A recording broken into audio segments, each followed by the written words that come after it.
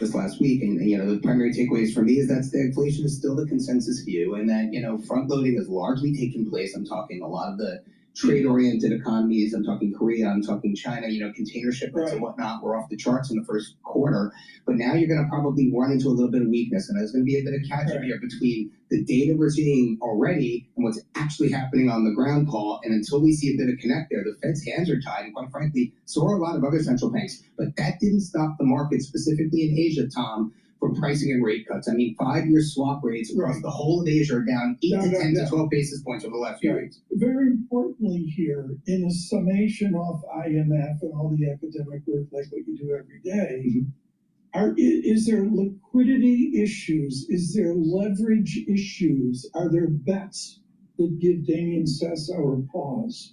Well, I think what happened. I think the bets that I'm seeing are markets are starting to price in the potential for a deal to get done between the U.S. and India, the U.S. and South Korea, and the U.S. and Japan.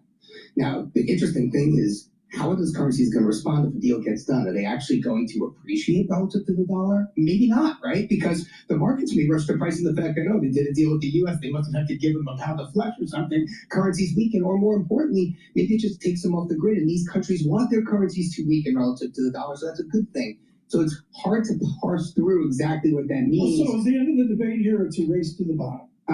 Let's go back to 1947. I think it's a race to the bottom in terms of how much capacity central bankers have to cut rates to recharge their economies. Not a lot of central banks are willing to do that right now. It just seems like, look, last week we saw cuts by Korea and Singapore, but they were hawkish cuts, and we didn't see cuts by some others. And so it's just, to me, it's getting to be pretty obvious to me that a lot of central bankers have found religion, despite what you're seeing with the dollar, and then no rush to cut their rates, despite the market trying to force them down that path. And we'll see if that kind of materializes here. But what we're really missing here is the PGA Pro Championship, Paul. I mean, Mike Ballo, my pro at Tamarack Country Club, is 2 shots off the leader at 5 under, heading into day 2. The top 20 of the 320 club pros. They go to the PGA in a few weeks. They're going to go to Quahalo. So Mike Ballo today, if you're listening, man, let's show up. So the guy that destroyed your swing. Yes, exactly. We're rooting for him. He's fixing it though this year. I'm telling you, it's going to be a good year for me. I mean, Tom, you got to get Tom out this year. Sure. Shorts. Shorts. I do the things. I do the pants with the long stockings. Oh yeah, the Pete Stewart. Yeah, I like that. I do, but with wooden clubs. Grandpa had wooden clubs. I had wooden clubs. I had wooden clubs too. Nick, folks, Damien does a whole thing with Scarlet Food, Michael Barr, and sports. Sometimes, yeah. What a joy in this city to see Knicks Pistons. The last 2 games decided by 3 points. Tom, I was on a Delta Airlines coming back from Myrtle Beach at 4:30 yesterday, and the second half of the Knicks game is on, and everyone's got their headphones on, like the whole plane's a bunch of guys coming back from golf trips, like me, I mean. Hello, this is DrPaulCottrell, and we are doing a live stream on Rumble, on YouTube, on my website, the-studio-reykjavik.com, and simulcasting on X Spaces. If you have a question, type it into the chat or ask for the mic, and I will pass the mic on to you so you can ask your question about the news that we're covering, or just your opinion about what's going on in the world. Thank you for watching. We are doing this live stream on April 28th. I will also broadcast this on the different channels. I have 7 channels. I have 4 channels on YouTube, Brighteon, Bitchute, and Rumble. So please subscribe to all those channels so you can get all the different feeds and the information that I provide. All of this is for free. All right. So please help support my work by sharing the links, asking your social media to follow me, making sure that you subscribe to all the channels.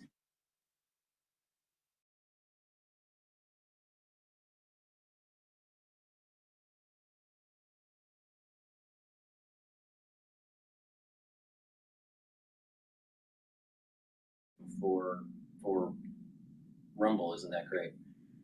Apologize for the ones that are watching the live stream on Rumble. The feed broke. I reestablished the feed. So, but if you would like to help support my work, like I was saying, please make sure that you subscribe to all the channels. Ask for your social media to follow me. Share the links. And go to my website, the-studio-reykjavik.com. Help support my work. All this stuff that I do is for free, all of it. All right. So please help support my work. You can donate through Stripe, Buy Me a Coffee, or PayPal on my website. You can also be a paid member to my Patreon channel. All this stuff is for free. All right. So if you could, please help support. And better yet, take a look at the different products that I offer on my store, the-studio-reykjavik.com, to help improve your health and wellness. All right. I've been doing this anti-aging protocol for a very long time. I've improved it over the years.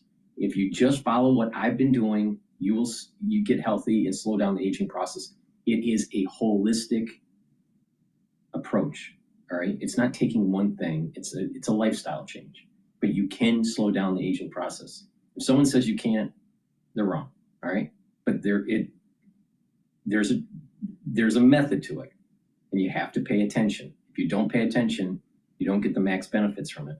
So just pay attention to this broadcast, and you will learn how to improve your health. But not just that, how to navigate through the tumultuousness of the markets today.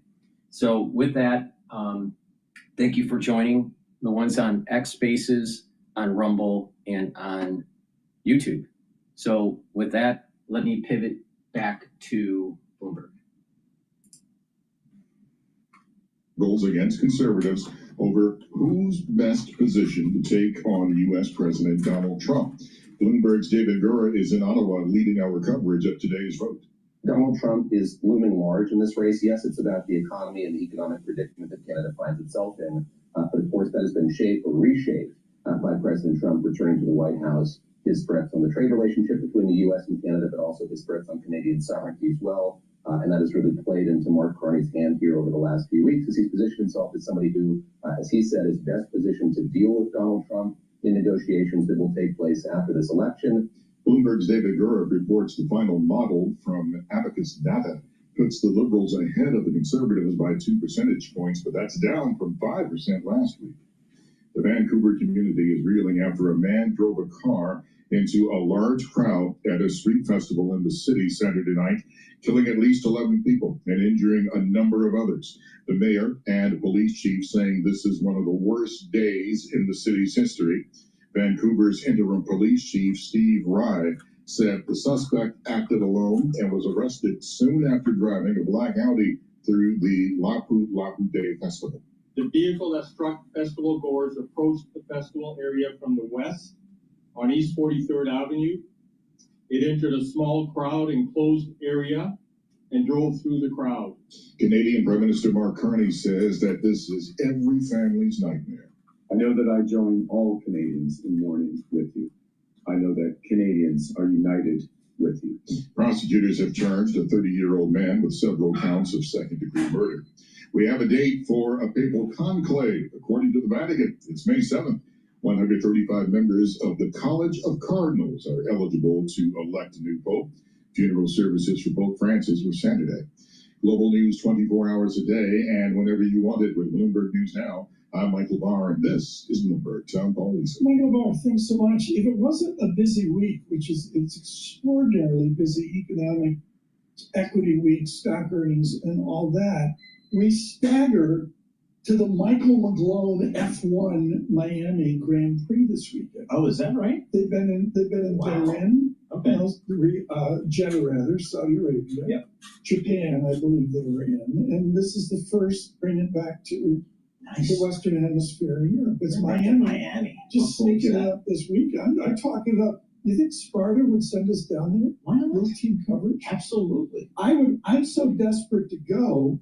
Retro Keeper of the Amex's nickel. I would do an entire hour on Bitcoin with Mike McGlone. Sure. Absolutely. I mean, I would The fall on my spacious. big dog sword. Yeah, Mike and I'll talk to some people. Well, you and Alex could go. Bitcoin 95,000. Yeah. Have we talked enough about that? I don't think we have. I mean, it's just recovery, seriously. it is because we hit a recent low of 60,000, so it's had a big move off of there. Again, the all-time high just from earlier or late last year is 107,000. So moving higher, yeah, putting some risk back on. And some risk back on here again, Mr. Benson. If you're just joining us, the Secretary of Treasury out at CNBC. He's on Fox News. He will be in a press conference tomorrow. Clear messaging is what we're seeing from the Secretary of Treasury saying nice, I don't have it in front of me, but saying nice things about where we're heading with China. On trade, we were -10, and now we're +9. So it's been a nice swing in futures here from red up to a modest green left is how I would put it this morning. Gold, thank you. Oh, thank you. I bought on Costco. Yeah, I have 7 gold bar, 3,500. I was there. It's down $200 Hey, top tick. from where I. Well, frankly, it was a mini bar. Yeah. It's not like a big bar. No, It's not like that's a what he Toblerone. says. It's like a mini bar at Costco. I bought 2 or 3 of them. Maybe grandkids and all. Futures up 10. Please stay with us from New York City. On YouTube, Bloomberg surveillance.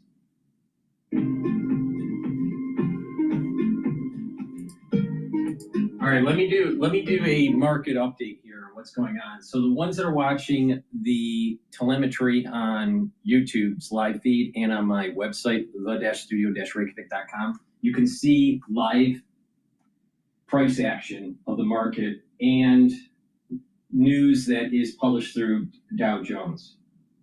Now, the S&P 500 futures is trading at 5,559 right now.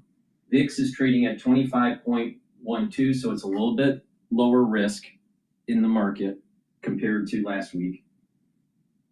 Euro USD is trading at 1.13. Oil is trading at $62.95 a barrel. BITO, which is the long ETF that I've been looking at for Bitcoin, that is trading at 20.75, and the USD Japanese yen is trading at 143.3. Now, what are the things that we want to look out for? In terms of the VIX index, if we're going to see another spike, which I don't think we will, but if we do, that would probably happen if we hear either bad news about tariffs not being negotiated, we'd see spikes in the VIX, or some issue in the Middle East, potentially additional conflict in Ukraine, or even some sort of military issue with China and Taiwan. Those are the risks on the table that I see. All right, they're not of equal probability. The one that has the highest probability to move the market is what is transpiring with the tariffs. So that's a risk event. All right, so we got to pay attention to that. As long as it looks like there's negotiations that are moving forward with some of the other countries, we'll start seeing the VIX move below 20. If the VIX moves below 20, you're going to see more money flows into the equity market. All right. Now, what's important to pay attention to for the equity market is that there are support levels. There's a psychological support level at 5,500. There is a structural support level at 5,150. And another major support level at 4,810 for the S&P 500. When that major sell-off took place on a few weeks ago, we tested that 4,810 and it proved a support level. All right. So as long as there's no major risk event that comes out of the White House with tariffs, we saw the bottom 4 weeks ago. Or maybe a little bit, yeah. Was it 4 weeks ago or 3 weeks ago? I think it was 4 weeks ago. But either way, we saw the bottom. Now, I told people don't be fearful and buy into the equity market slowly. Broad index, not individual stocks, because individual stocks have idiosyncratic risk.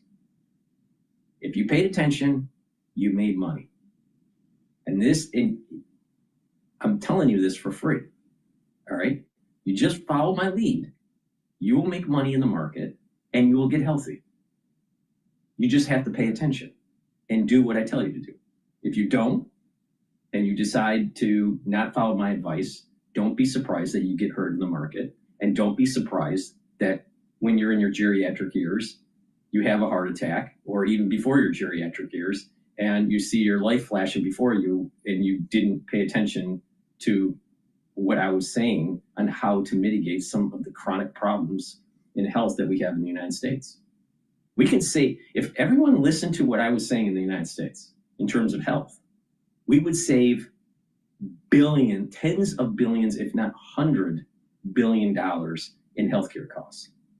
If just people would listen and follow what I'm telling them to do, we would save hundreds of billions, or not tens of billions, if not $100 billion in healthcare costs.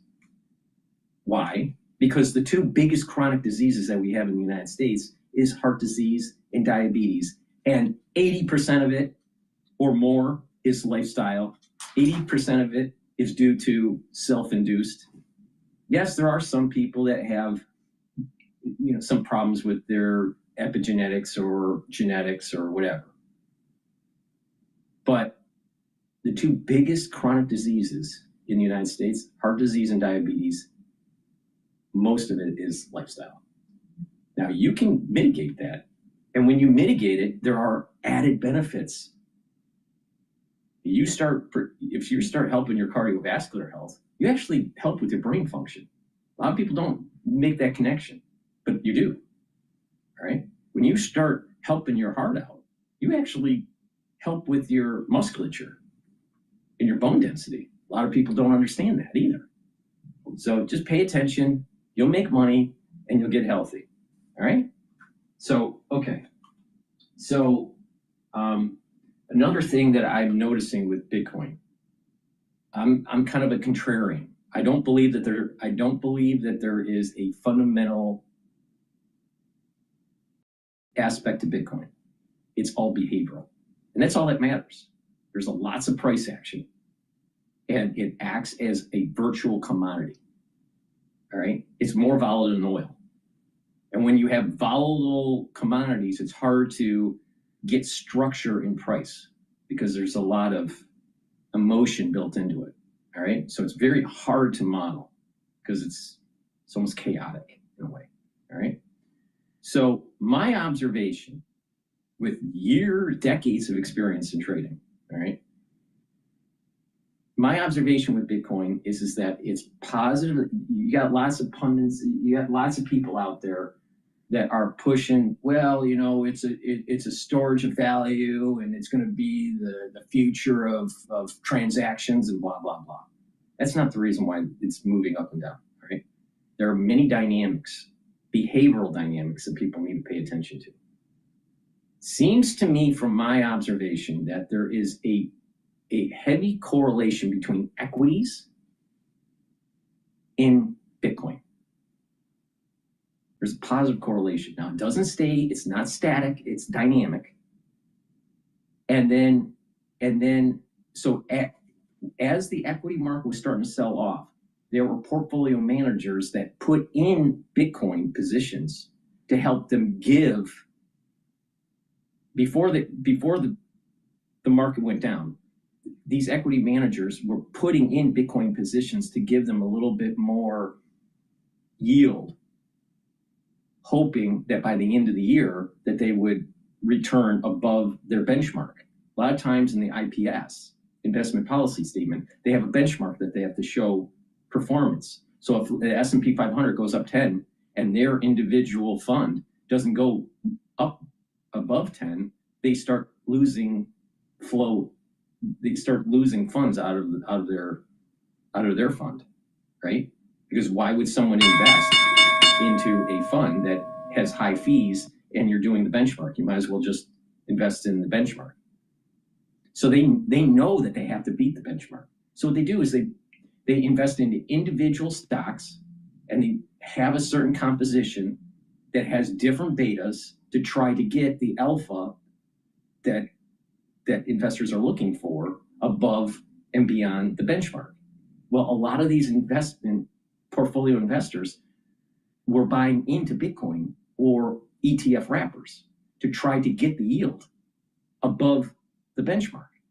But because there is a correlation, as the equity market started to sell off, so did Bitcoin. And because Bitcoin's volatile, they had to trim their positions because they had to stop the bleeding because it was bleeding quicker than the actual benchmark. So the equity market, the S&P 500, when it started to falter 4 weeks ago, it was going down to 4,810. But the speed, the velocity of, it's called the first derivative for the S&P 500 for the sell-off, let's say is X. Well, the actual velocity, the first derivative of Bitcoin falling, was 2X. All right, so they had to shave off their positions or be very brave and buy into the market for Bitcoin. So that's why you see this positive correlation. The equity market starts to go down, so does Bitcoin. When the equity market starts to go up, so does Bitcoin. Now, there seems to be a more positive correlation between tech stocks and Bitcoin. But I'm not looking at it that. I'm looking at the broad index. That's the way I look at it. I look at things at a macro level. So Bitcoin has a strong correlation to equity move. So if it's moving up, equity, you see Bitcoin moving up. What do we see? We saw a equity market that's starting to heal. It bounced off of the 4,810, and it was tested the support level of 5,150, and it's starting to march up. And now its market is open now, and it's trading at 5,540. Like I said, 5,500 is a psychological support level. So if it stays above there, there's going to be an emotional trade that's going to start to build up to buy more. But you also have shorters, ones that want to short the market, and algorithmic traders at the 5,500 mark. So we'll see what happens here. But if we have positive news in terms of tariffs, and the VIX continues to go down, and it's below 25 right now for VIX, then what's going to happen is the equities are going to go up, and you're going to also see Bitcoin go up. Now, what I just explained makes complete logical sense with the price action that we have seen in the last 4 weeks for Bitcoin and equities. It has nothing to do with fundamentals. It's all about behavior. It's a behavior of the investment portfolio managers. This is the reason why I give you an added insight that most people can't give you. Most people are too stupid to see this. So, okay, now there's going to be some people out there that go, well, you know, the dollar is weakening and then that Bitcoin is going to go up. So it's like it's like a gold trade. So it's like, so the way some people can view Bitcoin as like, well, this is like a virtual gold asset kind of thing. Well, there's an argument for that, and oil and not oil, but gold is going up. All right, I don't have the gold futures right now on my screen, so I don't know what it's at, but it's been trading above 3,000 the last I looked. But there's not a really fundamental with Bitcoin. It's all about, they want that volatility. When there's volatility, right, in price action, that helps with portfolios as long as you're positioning yourself in the right direction.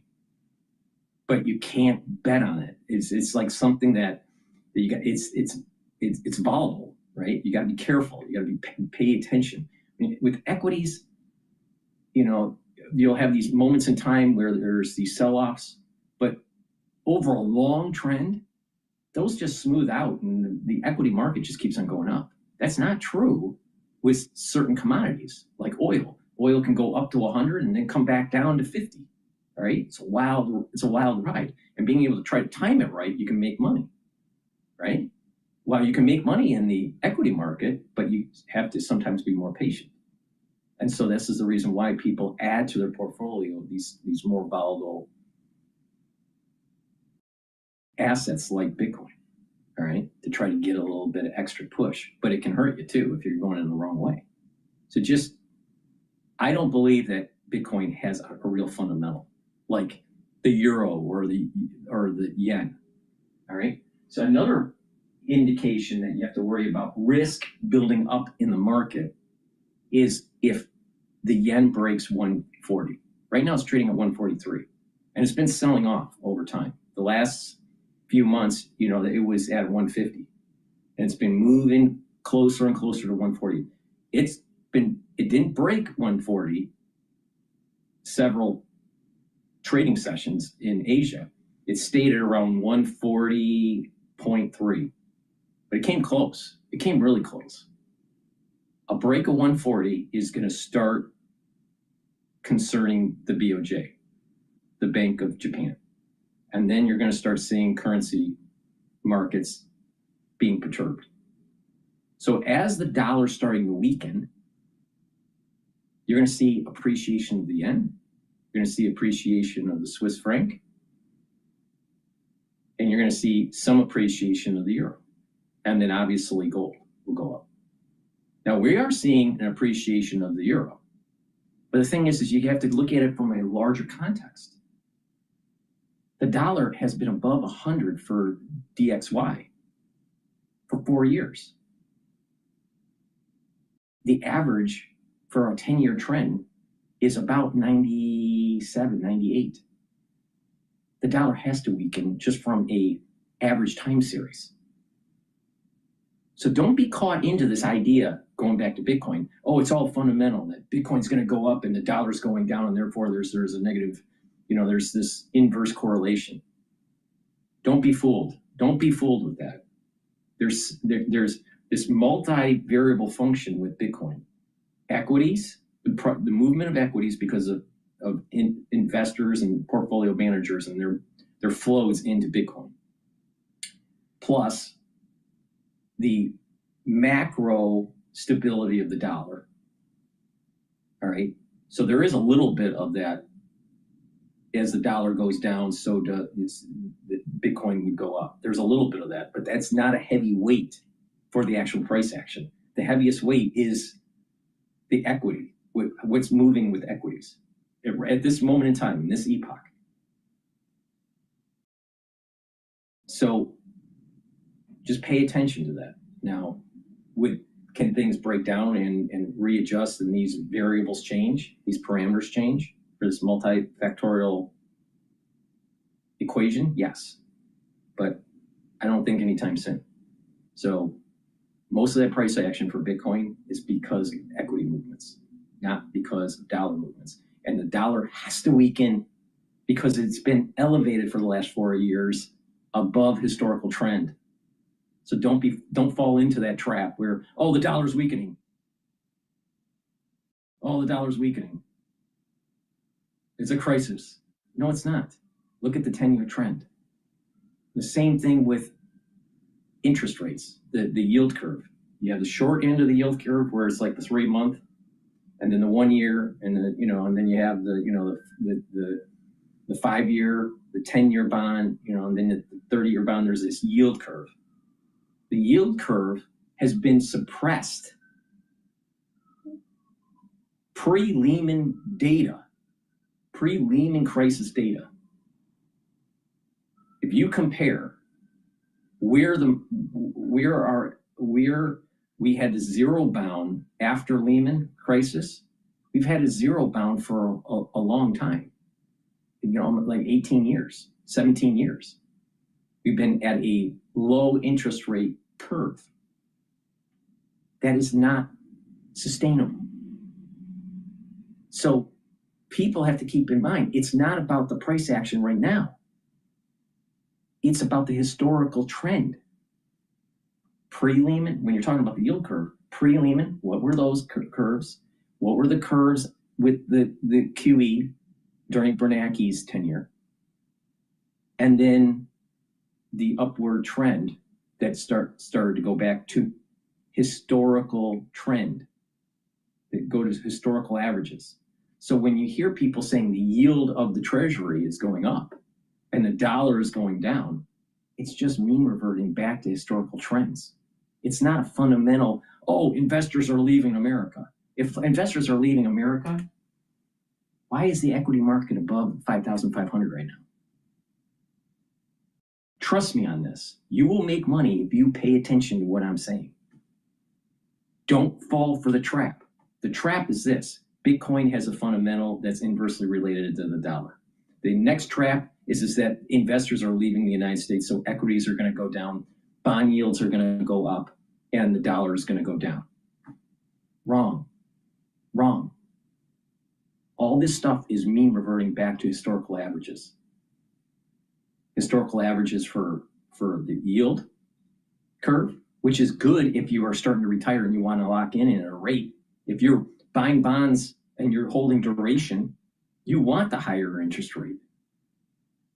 So as the society starts to age, you need higher bond yields. Now, does that help with people that are trying to buy a home? No. There's no free lunch. That's the point. The next issue is that the dollar is slowly weakening, but that's a good thing. One, it'll help with our exports. But two, we have been above historical averages for 4 years because of COVID. And you really believe, if you really believe in your heart of hearts that the equity market's going to go down, then that would be the end of the United States. Because there's so many people that have invested their life savings and their retirement into equities. It's not going to happen. It's not going to be the fall of the United States. So people are getting on the bandwagon that leave the United States and go international. You're making a huge mistake. Huge mistake. Just pay attention to me. Buy into the market slowly. Don't bet the farm. Just buy in slowly, and you are going to benefit greatly in 12 months, maybe even in 6 months. I believe that the S&P 500 will be at an all-time high, all-time record high by the end of this year.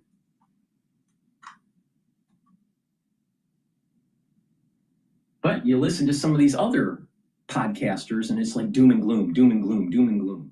But like I said, there's no free lunch. Us going back to historical trends with the yield curve does have a negative feedback on trying to finance homes.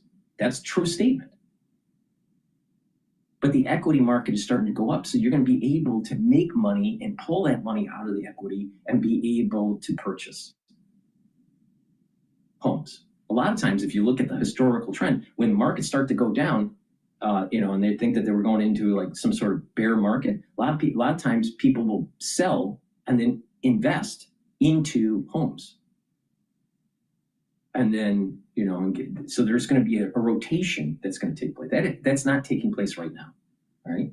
But I think we saw the bottom 4 weeks ago at 4,830, I think it was the bottom point. And like I said, that 4,810 was the support level. And I've been saying that for months, because I've been showing that fib sequence. I've been showing that fib sequence for 2 years. But as the market starts to go up, the fib sequence changes. So I kept on updating it. But I've been telling you where the support levels are for months. And it happened. It happened. Now, people would say, how would you know that? How would you know that 4,810? It's a really simple theory. The whole world, the whole universe, everything in terms of your biology, in terms of your social makeup, in terms of the way you conduct business, the way you relate to people, the way the universe works, it all is formed through a fib sequence. It's through a spiral. It's all about spirals and a fractorial, like a fractal. It's a fractal system. That's nature. So if you model what nature is, you'll become more accurate. And you don't need to figure out all these like fancy formulas that, what's the fundamental of Microsoft? Waste of time. Okay, with that said, the S&P 500 is trading at 5,549 right now. And there's a little bit of price action going on with the Japanese yen at 143.12. VIX is still trading lower right now since the open at 24.75. If you listen to me when I told you to 4 weeks ago, you would have made a nice return. Because think about it, if you put a little bit of money in at 4,810 and it's at 5,500, you would have made yield. You would have had some return. And it was only 1 month. You know, but you know, just keep on. Things are going to get even better. Trust me. All right. With that said, I guess Firefly's second mission launch is happening. And Firefly, if I remember, was the startup company that put a device. I think it was on the moon. I don't know if they would circle the moon or if they put it on the moon. I think they put it on the moon. But you know, a lot has happened. Be positive. I guess the big point here is just to be positive. Don't be. It's not doom and gloom. You listen to these other podcasters. It's like the sell the dollar, the dollar's selling, and the equities are selling, and treasuries are selling. You know, no, they're not. They're going to historical trends. Don't worry about it. Okay. With that said, let's go to Bloomberg. Day in World War II. Russian President Vladimir Putin has ordered the truce will run from the start of May 8th and last through the end of May 10th to mark Moscow's defeat of Nazi Germany in 1945. White House Press Secretary Caroline Levitt. The president has made it clear he wants to see a permanent ceasefire, first to stop the killing, stop the bloodshed. And while he remains optimistic he can strike a deal, he's also being realistic as well. And both leaders need to come to the table to negotiate their way out of this. Kyiv insisted on a longer and immediate truce.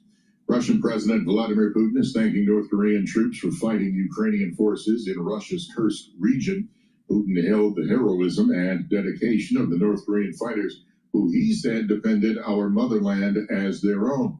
North Korea earlier today confirmed for the first time that it had sent troops to Russia to help its forces retake the Kursk region. A national tragedy in Canada ahead of its election day today. A planned vigil was held last night in Vancouver after at least 11 people were killed and dozens injured after a man rammed his vehicle into a crowd at a Filipino festival in Vancouver. Mayor Ken Sim says Saturday's horrible incident is likely not a terror attack and the suspect has a history of mental health problems. I'm completely heartbroken. I'm shocked. And I'm angry. And I'm devastated by the lives that have been lost and the pain that's been inflicted on our community. Officials say the 30-year-old suspect was detained by witnesses at the scene and faces several murder charges. A major blackout hit most of Spain and all of Portugal, affecting public transport, airports, and phone service, leaving authorities searching for the cause for one of the worst outages in Europe in years. Authorities have not yet ruled out a cyber attack. Global news 24 hours a day and whenever you want it with Bloomberg News Now. I'm Michael Barr, and this is Bloomberg. Tom Paulise. Michael Barr, thanks so much. I decided this weekend, I never, ever do this. I binge watch. Wow. Which was actually sort of therapeutic to get away from, you know, all the news flow that's going on. And I watched season 1 and then the 3 episodes of season 2 of Andor on Disney. Very Star Warsy. Okay. Actually read about some of the actors and actresses and, you know, piecing it together in the screenplay. But to the point that we talked about earlier, where Yellowstone was a complete failure till it wasn't. Yeah. I mean, that's the way this rolls, is everything's done, total mystery. Will Lisa Mateo watch it at home? And then boom, it works. Yeah, I mean, and it's what's rare is for a show to be given the time to build an audience, which used to happen more often back in the day when Paramount. Well, you know, my take on this is that we spend way too many people have spent way too much time wasting their time in front of televisions. I mean, just imagine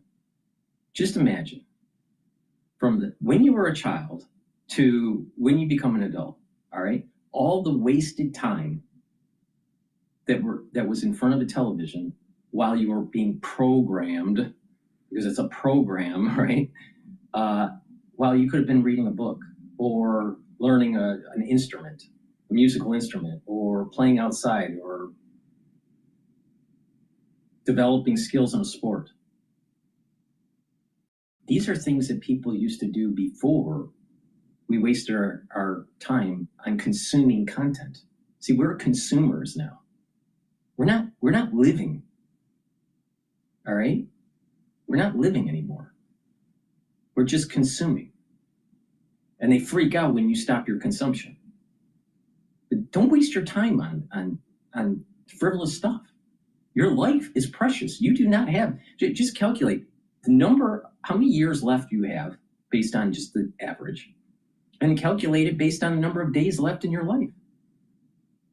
The number of years, depending on how old you are, and assume that, let's say average life expectancy is 80, all right, for quick analysis, and find out how many years left you have, and you only have 365 days for every year. Not much time left. All right, I'm in my 50s. Unless there's major medical advancement, which could happen, right? I could extend my life, maybe 10 years more with, good diet and all that. All right, but what? I die at 80 or 90 or even 100. Let's say I get to 100. All right, 50 years is not that long left. I'm in my 50s, so less than 50 years. 50 years is not that much time. Now, a lot of people, they may die at age 60 or 70. If they're in their 50s, let's say they're 50 and they die at 70, well, that's only 20 years. It's not that much time. Don't waste it. Don't waste it. Embrace life. Enjoy life. Don't be hedonistic. But get off of the treadmill of bread and circus. You are wasting your life with it. You could have been just so much more of a person. You could have accomplished so much more. You could have learned so much more. You could have reached and helped people so much more. Whatever it is. Instead of sitting in front of a television, wasting your life.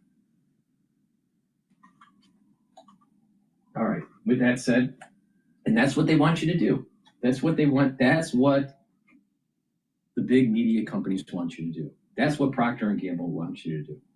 They want you to sit in front of the TV, watch a soap opera, or watch, some sort of, binge watch on Netflix. And then because you're inactive, you start having heart disease, or you start gaining weight, and you have obesity. And then you get a commercial to say, oh, go take Ozempic, or go, whatever. But you caused the problem.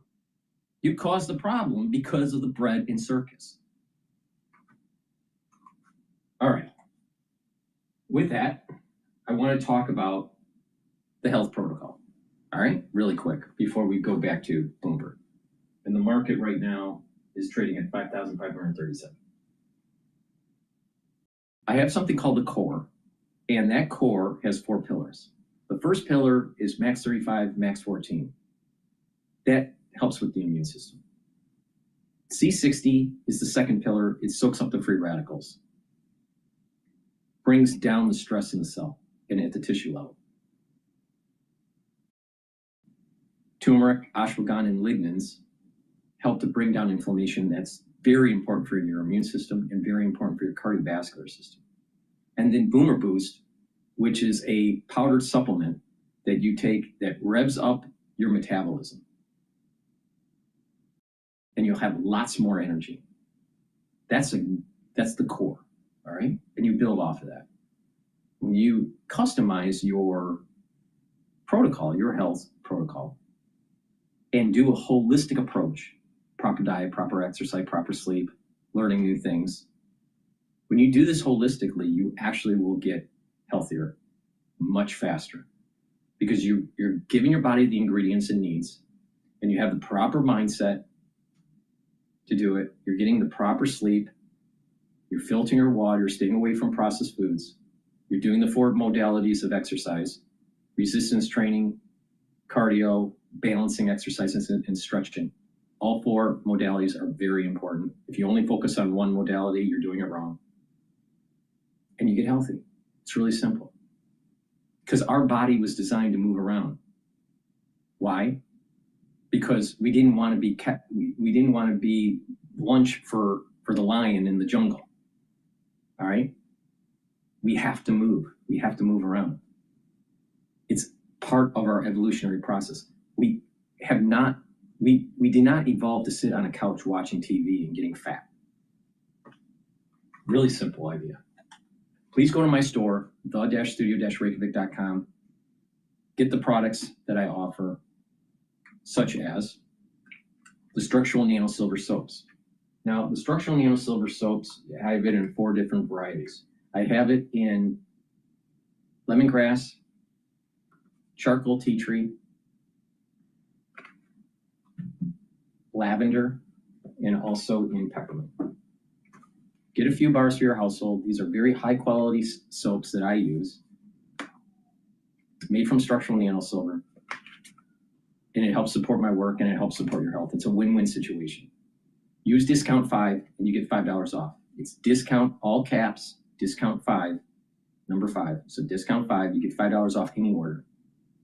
And if you spend $150 or more, you do get a free gift until supplies last. So please go to my store, get the structural nano silver soaps, get a few for your household. They're very high quality, and you're helping to support the work that I do. I just told you how to make money in the market. Now, depending on how much money you put in the market, depends on, your actual absolute return. But the point here is that if you pay attention, you're going to be better off in the future for your finances, and you're going to be better off in the future for your health. Instead of hearing all the doom and gloom from, these podcasters are saying that, they're a bunch of chicken littles, They're not just chicken littles where they're saying the sky's falling, they're chicken shits. Because real leaders don't run. Real leaders persevere and move forward. They don't retreat. But a lot of these chicken little types, they retreat. Oh, the sky's falling. No, the sky's not falling. Engage.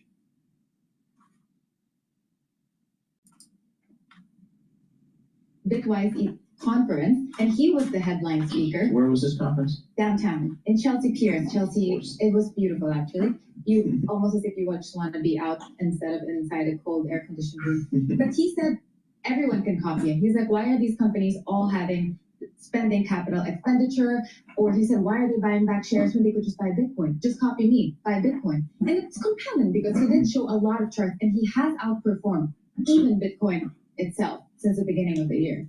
All right, so people are doing some of the thematic stuff, the leverage stuff, but Falchus says people are still just throwing money into the, the QQQs. Absolutely. And the bull. So these are just big, broad S&P 500 index. That's still getting the vast majority of the money. It's still getting really also what we call monster inflows, but I feel like it's kind of an interesting dichotomy because you have people plowing money into those index-hugging benchmark funds, but also the speculative spirit is still alive and well. Mm-hmm. And I mean, now you see markets really edging lower. So what does that tell you? It just means that their gumption and their stomach for risk is strong. I know. What do you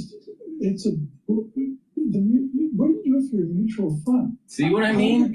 See what I mean? The smart money's already moving in because they know that in 6, 12, 24 months from now, it's going to be huge returns. You probably will never see a 4,810 again for the S&P 500, as long as Trump is, doesn't throw some sort of, crazy rhetoric in the Oval Office.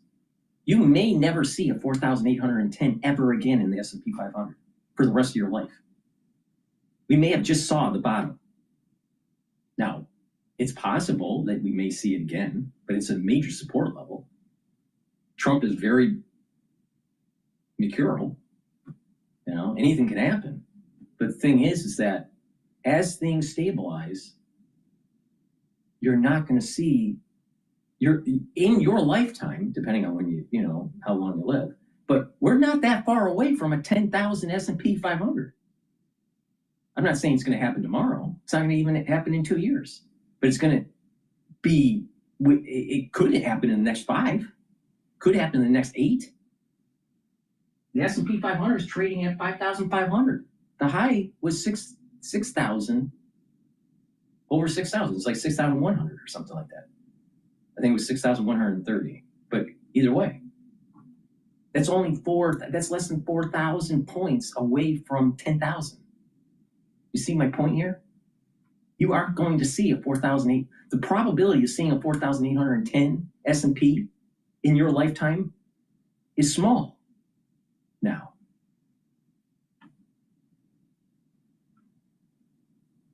All right. With that said, I think, I'm not sure when Firefly is starting their, it looks like they're starting to degas some of the rockets for the Firefly second mission launch. Let's just go to live now and just listen in here. So that is what that extra 2 seconds is for right before launch. Right. And then at T-0 seconds, we actually release the mechanisms that are clamping Alpha down to the pad. Right. And Alpha will start to lift away from the ground. At about T+56 seconds, if memory serves, we'll hit Mach 1, so we'll go supersonic. And then at T+1 minute and 6 seconds, we'll hit something called max Q. Right. Again, that's max aerodynamic pressure. Kind of, in a lot of cases, not all, the most stress that the all right, it looks like the rocket receive. launch. It looks like the rocket launch is going to happen in just about 8 minutes from now. So let me just plug another product here. That second pillar that I was talking about is C60, and that C60 is soaking up those free radicals. Now, I have been a proponent of antioxidants since I was 16 years old. Antioxidants works, and it's a very simple concept. You soak up those free radicals that cause damage to your cells and causes stress in the cell. When you soak those up, you're reducing that stress, all right? Also, when you look at people that are younger, they can soak up free radicals. They just have a more robust superoxide dismutase and other natural antioxidants like glutathione. Now, when you fast forward to people that are older in their geriatric years, there are common themes that happen. And one common theme is their ATP is lower, they have less energy. The health of their mitochondria goes down. There's stress in the cells through a buildup of free radicals, ROS, reactive oxygen species, all right? And when you have all this buildup of ROS, or free radicals, the cells don't perform as well, the tissues don't perform as well, your endocrine system doesn't perform as well, your neurons don't perform as well, your energy levels go down, and when the cell is stressed and starts to basically oxidize, then you start to perform worse, and it's a downward spiral. And you see this with people. What happens first when someone is starting to age? Energy levels. They don't heal as well. Their immune system is going down, their energy levels are going down, and their mitochondrial health is going down. It's a simple observation. All right? So what you want to do is soak up those free radicals. The earlier, the better. All right? You're never too young to start taking antioxidants. All right? So the point here is that you can also translate this knowledge that has been built up over the decades for humans. You can translate that into pets, cats and dogs. All right? You want to slow down the aging of your pet? You should have a protocol for it. Now, my dog, the protocol that I give it max 35, a little bit of max 35 in its food. It's a liquid. I give it C60. I also give it NMN and NAC for its lung health. And then a probiotic and a powdered multivitamin. And my dog is aging slower. Now, I've had 2 dogs in my life.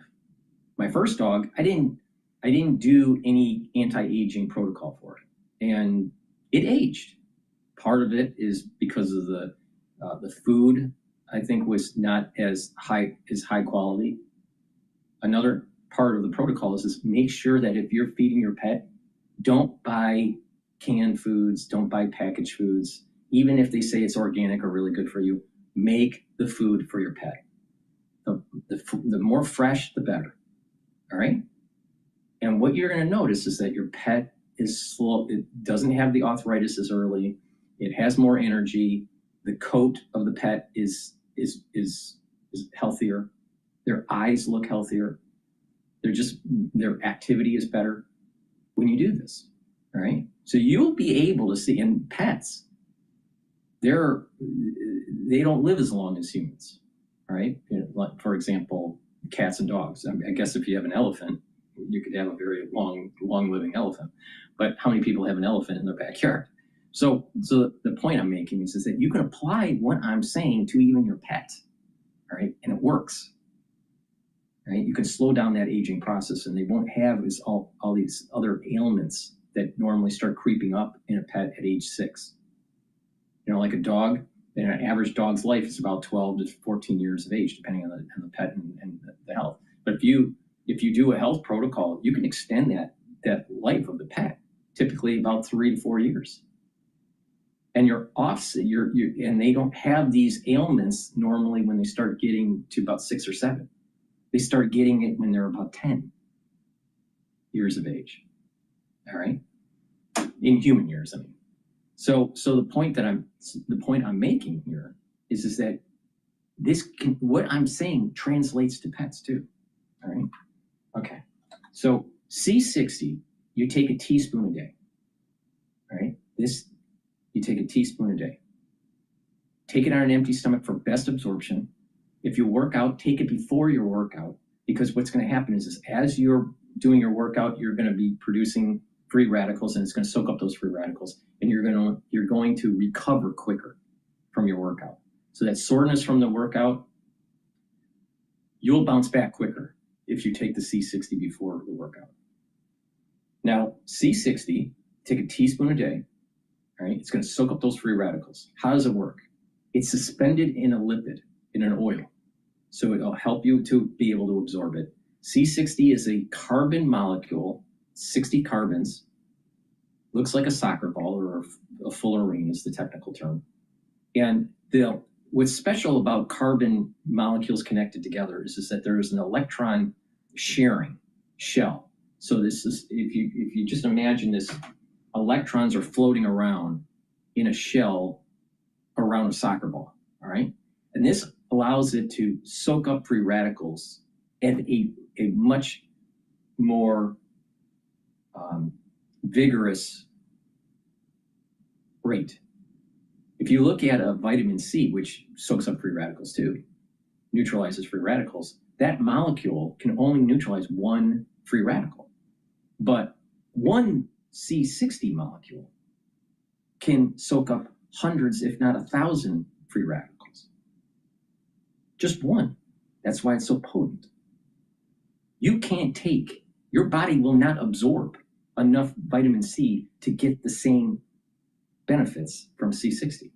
You can't. Your body will not absorb vitamin C at that level. You would have to take 1,000 times the normal dose.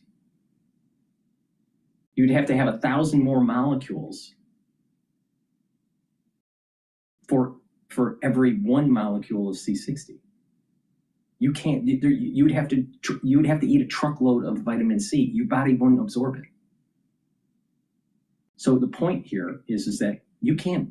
C60 is the most potent antioxidant that you can purchase. There are other antioxidants like resveratrol and even NAC to boost up your glutathione levels, or superoxide dismutase that's in my gladiator barley. But they're not as potent as C60. That's the point I'm making. All right, so you take a teaspoon a day. It'll soak up those free radicals, and what does that do? It reduces the stress in the cell and the tissues. That means that your tissues are going to perform better. Your organ systems are going to perform better. Your glands, your endocrine system is going to perform better, even your neurons. Your neurons have lots of mitochondria, has to produce lots of ATP, and if you reduce the stress on the neuron, it's going to produce neurotransmitters, more of them. Your mitochondria is going to be healthier, and you're going to have better neuroplasticity. That means you're going to think better, all right? So take a teaspoon a day. You can get it in avocado oil, extra virgin olive oil, and also MCT coconut oil. It has to be in a lipid. It has to be in an oil for proper absorption. If someone's saying, oh, just take a powder of C60, you're doing it wrong. Doing it wrong. It has to be in a lipid to be able to absorb it. All right. So again, I have it in 3 different types: the MCT coconut oil, the avocado oil, and the extra virgin olive oil. Take a teaspoon a day, and it's going to soak up those free radicals. It's going to help to boost up that ATP because it's going to improve the mitochondrial health in the cell. All right. And when you're doing that, your body now has less stress in the tissues, and it's helping to heal the process, and it's boosting up your immune system and your endocrine system and your brain function.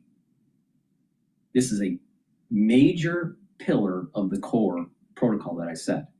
All right. C60 should be in your protocol every day. It's the very important stuff. All right. Not only that, it will help with the basal layer in your skin. You have a basal layer that's producing new skin cells, and then as they move up towards the surface, they build up keratin, and at the very top of your skin is dead cells. All right, with high keratin level. Well, they shed, right? They just fall off, and new cells are produced. But when you get older, the cells just aren't as vibrant as they were when they're younger. That's because the basal layer is becoming unhealthy because toxins that you're around, not filtering your water, not eating the proper foods, too much stress, just the aging process. But you can repair and mitigate some of those aging processes on the basal layer by taking C60. It's going to reduce that free radical load on the adult stem cells in the basal layer that's producing the new skin cells. All right. In addition, like I said, by taking C60, you're going to improve your brain function. You're soaking up free radicals in the neuron. You're improving the mitochondrial health of the neuron. The neuron can now have the energy to produce the neurotransmitters. The neurotransmitters are released from the pre-neuron in the synaptic cleft. And then when you have more neurotransmitters allowing for communication, you're going to have positive neuroplasticity. But if you have a lot of stress in the neurons reduce, it has less energy, has less ability to create neurotransmitters, and eventually, over time, called aging, your connections start to recede, and you think slower, and you don't have as good of a memory. You can mitigate that problem. So please go to my store, the-studio-reykjavik.com, and get the C60. C60 also helps with cardiovascular. How? By soaking up the free radicals at the vascular level in your bloodstream. You have free radicals floating around in your bloodstream. And when those free radicals are floating around in your bloodstream and you have LDL levels, your LDL oxidizes. The free radical oxidizes the LDL. Well, when you have inflammation or some sort of vascular damage and you have an oxidized LDL, it will form a plaque. And now you have plaque buildup in your vascular system. So by reducing the free radicals in your bloodstream, you're reducing the chances of building up further plaque. And then you can mitigate it even further by bringing down inflammation and also reducing your LDL levels and increasing your HDL levels to improve your total cholesterol. So I just gave you a formula on how to improve your cardiovascular health and your brain function by taking a supplement. Now, I've been doing this for a long time, all right, in terms of antioxidants. I've been taking C60 since 2016, all right? What you will notice is that you'll have more energy levels and you will age slower. You will physically see that you're aging slower, but better, you feel that you're aging slower because your endocrine system is better, your immune system is better, and you're thinking better. So please go to my store and get the C60. Now, I know that sounds like, just a sales pitch and all that, but it's really simple. The data doesn't lie. Get the biomarkers that you need from your doctor, all right? Doing a blood test, getting all, get your blood pressure checked, your BMI checked, do all that, all right? and then start a protocol, these health protocols that I'm talking about, and then go back to the doctor in 6 months or a year, and you're going to notice that your biomarkers are better. And then, you know, like I said, there's also this holistic approach where it's proper diet, proper exercise, and da-da-da. Now, most people in the United States want to I just want to solve the problem. I just want to pop a pill, or I want to, you know, just do one thing. It doesn't work like that. If you're thinking that way, you might as well just turn off the watching, because that's not how it works. That's not how your body works. Your body is a complex system with complex biochemistry. So if someone says take one thing and it's going to solve your problem, they're wrong. But the thing is if you view this in a holistic way, and you view this, you know, it's about stacking and fine tuning it based on the biomarkers that you're getting back from your blood workup or other measuring devices like, you know, stress testing and ultrasound and all this stuff, right?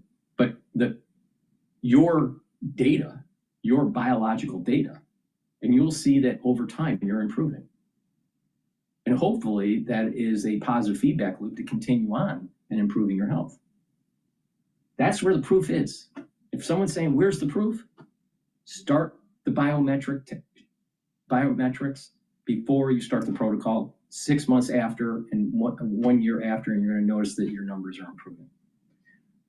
Please go to my store, the-studio-reykjavik.com, get the C60, take it the way I'm telling you to take it, and stack it the way I'm telling you to stack it. Like I said, you get really major benefits if you're stacking it with the Max 35, the Boomer Boost, the lignans, the turmeric, the ashwagandha. I will go over the reasons why throughout this broadcast. But get the C60. It's a major pillar of the health protocol. It's a very potent antioxidant. All right, let's go back to Bloomberg. I apologize for being long-winded, but it's important to just keep reminding individuals that there are things out there that can help heal your body. But you have to look at it from a holistic approach. You got to look in the mirror and go, do you want to improve your body? Do you want to improve your health? Yes or no? If it's no, then stop listening.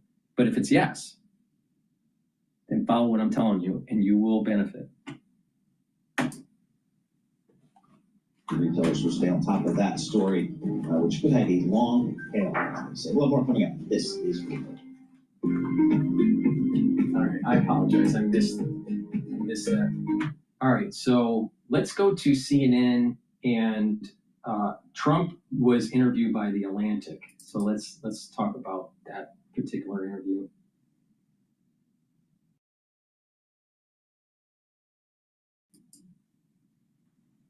Free. You just cover the state fee.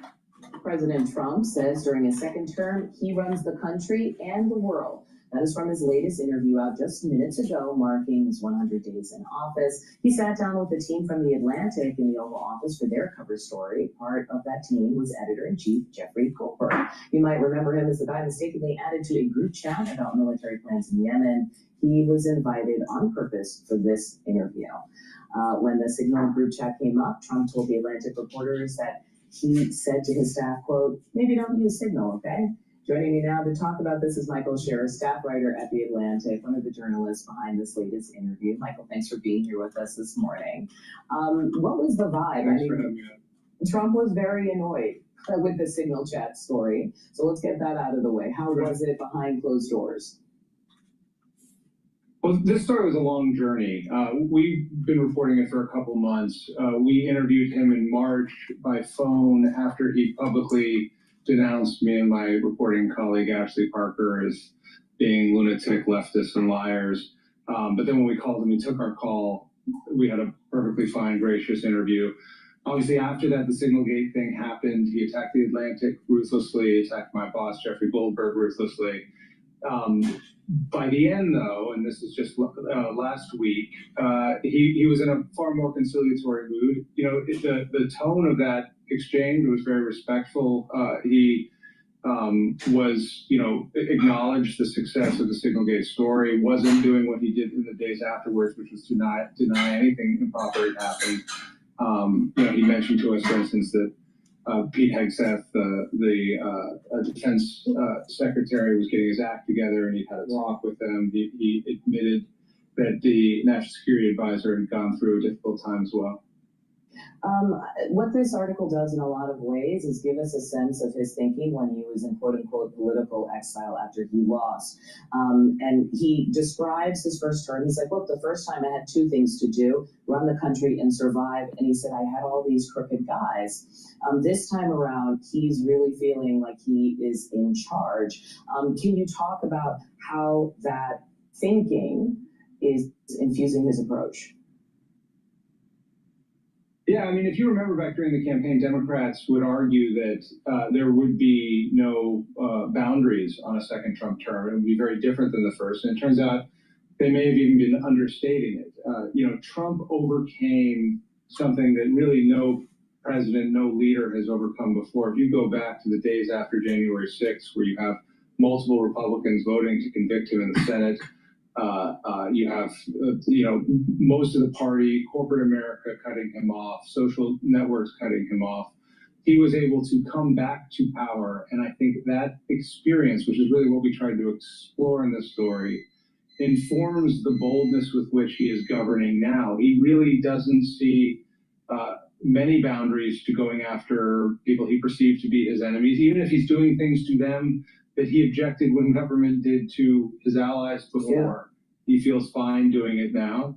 I mean, his economic policies obviously are very disruptive and of questionable effectiveness.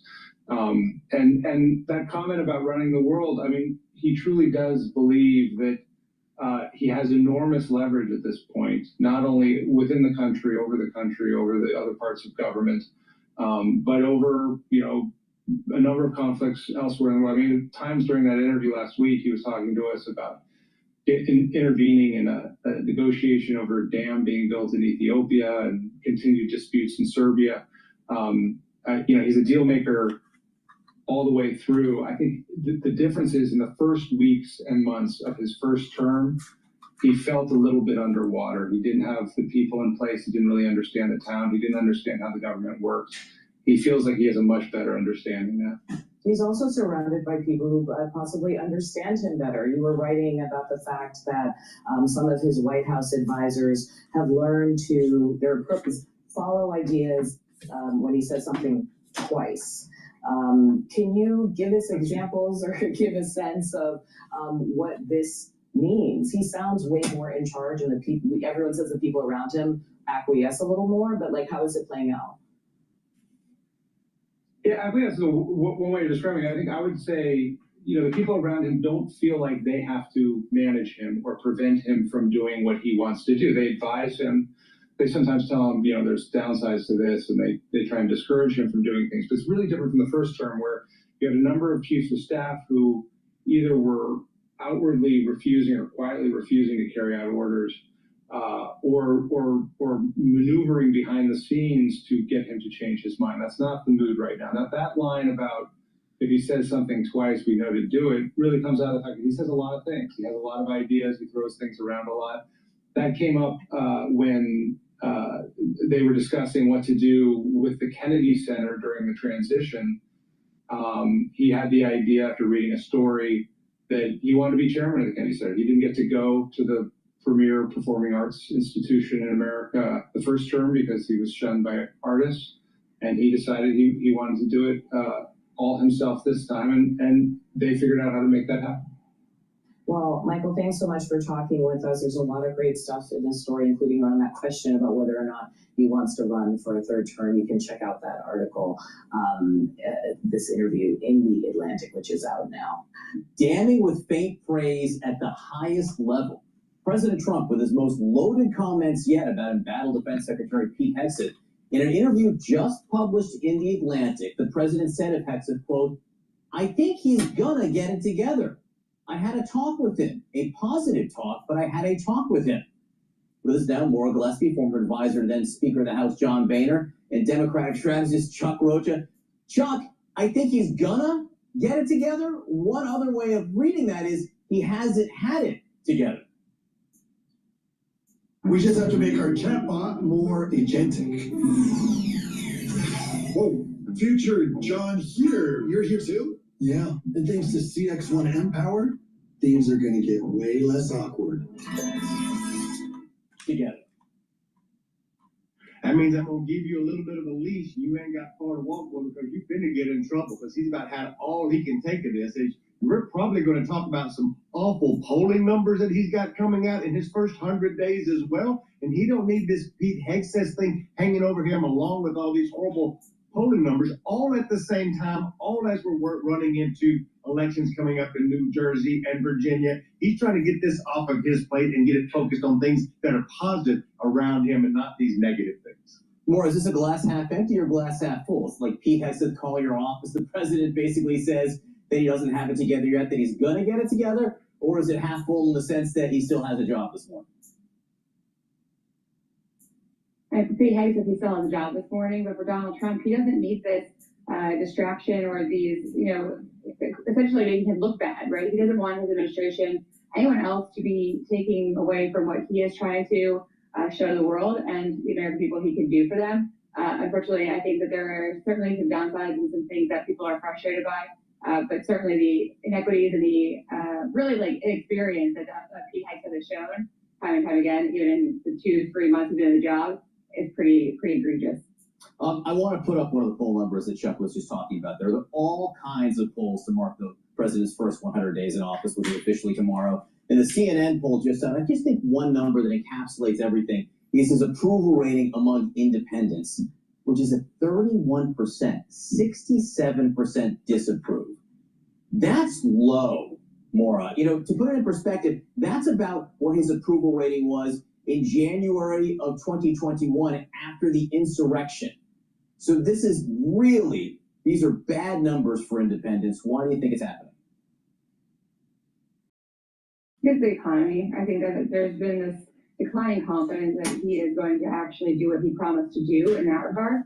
And so independents who wanted to vote for him because they wanted a change and they were not impressed by the Democratic Party, which Republicans at large still poll higher on doing something about the economy than Democrats do. But this is a sign that independents are no longer as confident in Donald Trump to address it, because he thus far has not.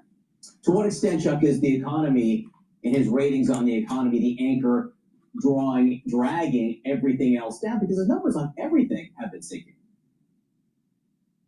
Affordability. That's where it's at, and the economy is tied to that. Let's be clear. This is the most unpopular president in the history of all presidents. He likes to be number one. Well, you're number one. Well, let's just expand this out to six months. All right, by the end of the year, the economy is going to be better. Stock market's going to be up. People are going to have that wealth effect. The tax cuts are going to be passed. All these are positive. And so these numbers are going to be actually like, it'd be a distant memory. It won't even matter.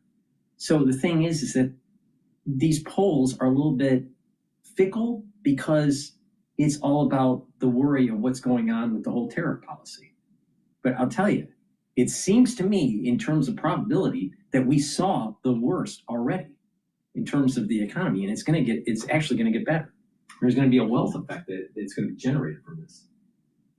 That's my take on it. I'm very bullish on America, very bullish. Now, there is one caveat, and that caveat is I'm concerned about morality in the country. I've mentioned this multiple times where it's about God, country, and family. And if you lose affinity to those three pillars, God, country, and family, you start to devolve. You lose morality. And there's big sections of society that are either amoral or immoral. So, that's a headwind to pay attention to. But overall, I am very positive about my country. All right, there's something special about it. All right, maybe it's exceptional. Maybe, I don't know. But the thing is there's something special about it. Don't bet against the United States. It means that everyone that bets against the United States always loses. So now, past performance is not a guarantee of future performance, but I don't think that in terms of probability that betting against America would pan out well for someone. You got to take ownership of this, but he's only number one in second place to himself 4 years ago. And I say that not in hyperbole, and that's my big word this morning. I say that because it matters when you look at all of the things that's happened in this administration. Think about what James Carville said in his New York Times. He said, Democrats, if you just sit back, they'll sink their own ship. Well, it looks like he was about right, because Democrats haven't done something big to make these numbers go down. You've just seen him do everything wrong. Let me get this straight. So when's the last time you Let me get this straight. out? He's doing it wrong because according to what CNN is saying, the implicitness of their broadcast is that Trump's doing things wrong by trying to bring back manufacturing and bringing back economic clustering to the United States to have more of a self-reliance in our economy than to be relying on others. Why is our pharmaceuticals being made in China? That makes zero sense, especially since we just went through the crisis of 2020 and realized that, they make a lot of stuff and we should be making it here, especially in New Jersey. All right. What's wrong with bringing back the economic clustering to build up the vibrant economy in the United States? Instead of being consumers, maybe we should start being producers. It's a different mindset. Do people want to be fat on the couch and watching TV and just consuming the TV dinner and consuming the Netflix, just turning into a couch potato? Or do you want to be vibrant, move forward, produce, and be productive? Don't be a consumer, be a producer. It's a different mindset. And what that means is it's empowering the individual. It's life, liberty, and the pursuit of happiness. Well, life, liberty, and the pursuit of happiness is under the rubric of being a producer, not a consumer. If you're just going to be a consumer, you're just being a heathen. You're just being hedonistic.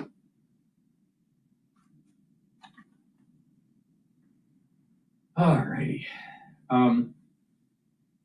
Cash Jordan just published, since I play Cash Jordan all the time on my show, New York City is replacing its middle class on purpose.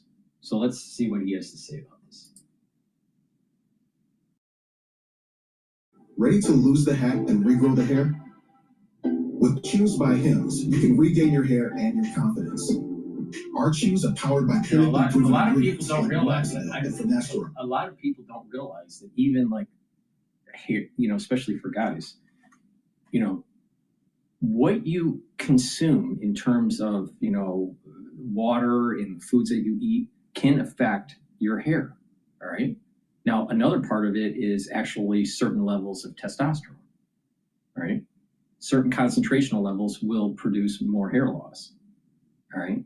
But what is also really important is that if you're not filtering your water, if you're eating processed foods, if you're not getting good blood flow to the hair follicle, these are all indicative of individuals having hair loss, right? So apply it from a holistic standpoint.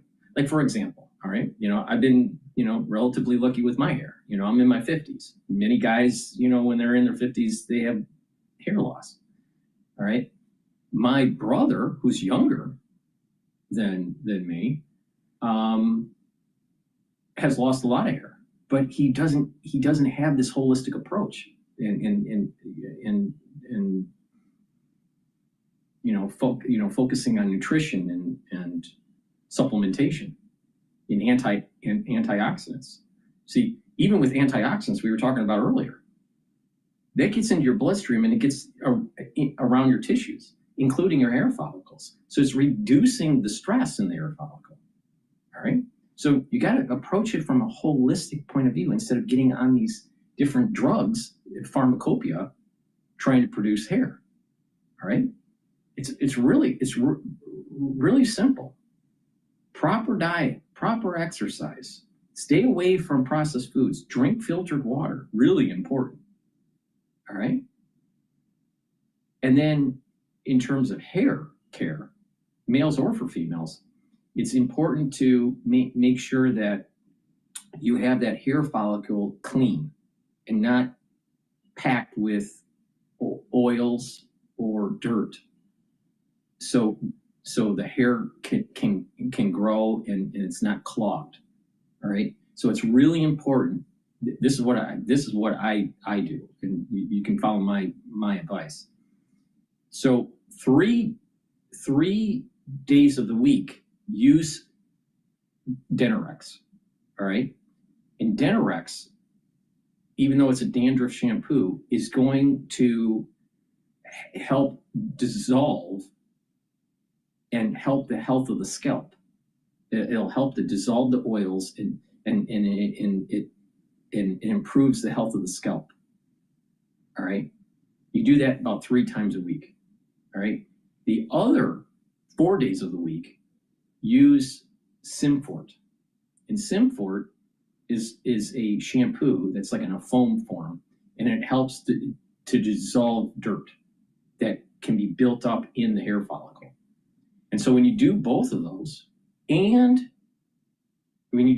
what will happen is you're improving the health of the hair follicle, but you're also improving the blood flow to the hair follicle. All right. And then another thing that's really important is make sure that you get good blood flow. All right. Guys, when you get older and you become less active, what's going to happen is that you're actually reducing the blood flow to your head. All right. That's bad for your brain, and that's bad for your scalp. It's also bad for your eyes, and your other sensory, systems like your hearing. But the thing is that good blood flow, that means cardio. That means paying attention to your lipid profile. That's paying attention to your calcium buildup. All right. So these are holistic approaches that if you look at someone that is, that does these things, all right, they are slowing down the aging process. They don't age like the norm that their peer group when they're not doing these things. So that's just a little trick for guys and even for females that are starting to have loss of hair issues. Right? Even females have loss of hair issues sometimes. Especially, it was prevalent even during the 2020 crisis of females losing hair. Everywhere, we couldn't find anything. So as more and more millionaires move to New York, the middle class here has fewer and fewer options. And as the middle class struggles with simultaneous cost of living and housing crises, it almost looks as if New York is replacing them with a new and growing rich class. We're the only ones that can afford it here. And the worst part about that is nobody running this place seems to care. New study shows that the number of millionaires opting to rent instead of buying property has nearly tripled since 2015. The number of people making more than $1 million in household income a year who choose to rent instead of buy shot up 171% in just 5 years. We looked everywhere. We couldn't find anything. I was seeing things on the market for like $4,500. If I wanted to stay even in Bed-Stuy, I mean, this is not Midtown that we're talking about, right? Like I'm talking about Central Brooklyn. In 2022, people leaving New York at the fastest rate were making less than $172,000 a year. That's according to a report from the Fiscal Policy Institute. They also found that more than a third of those leaving New York State were moving in search of affordable housing. It's the wealthy moving into the bigger towns. There's no question, right? So the New Yorks, the Chicagos, the Los Angeles, the San Francisco. If you make $200,000, $300,000 a household income, you can't afford to live in the city anymore. Here's the simple truth that is underneath all of these sobering statistics. We simply have not built enough housing. I'm Steve Ballmer, a data nerd who founded USA Facts, and here's a quick take on a hot.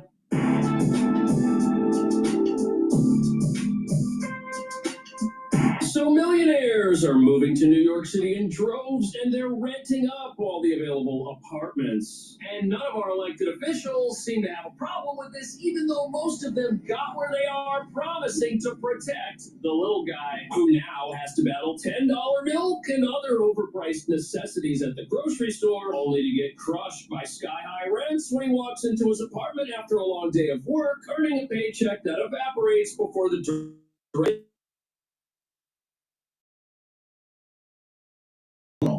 to be able to absorb anything. And those are the companies that I think could really be at risk. And I think about the politics. No, of what this. they're going to do is what I did.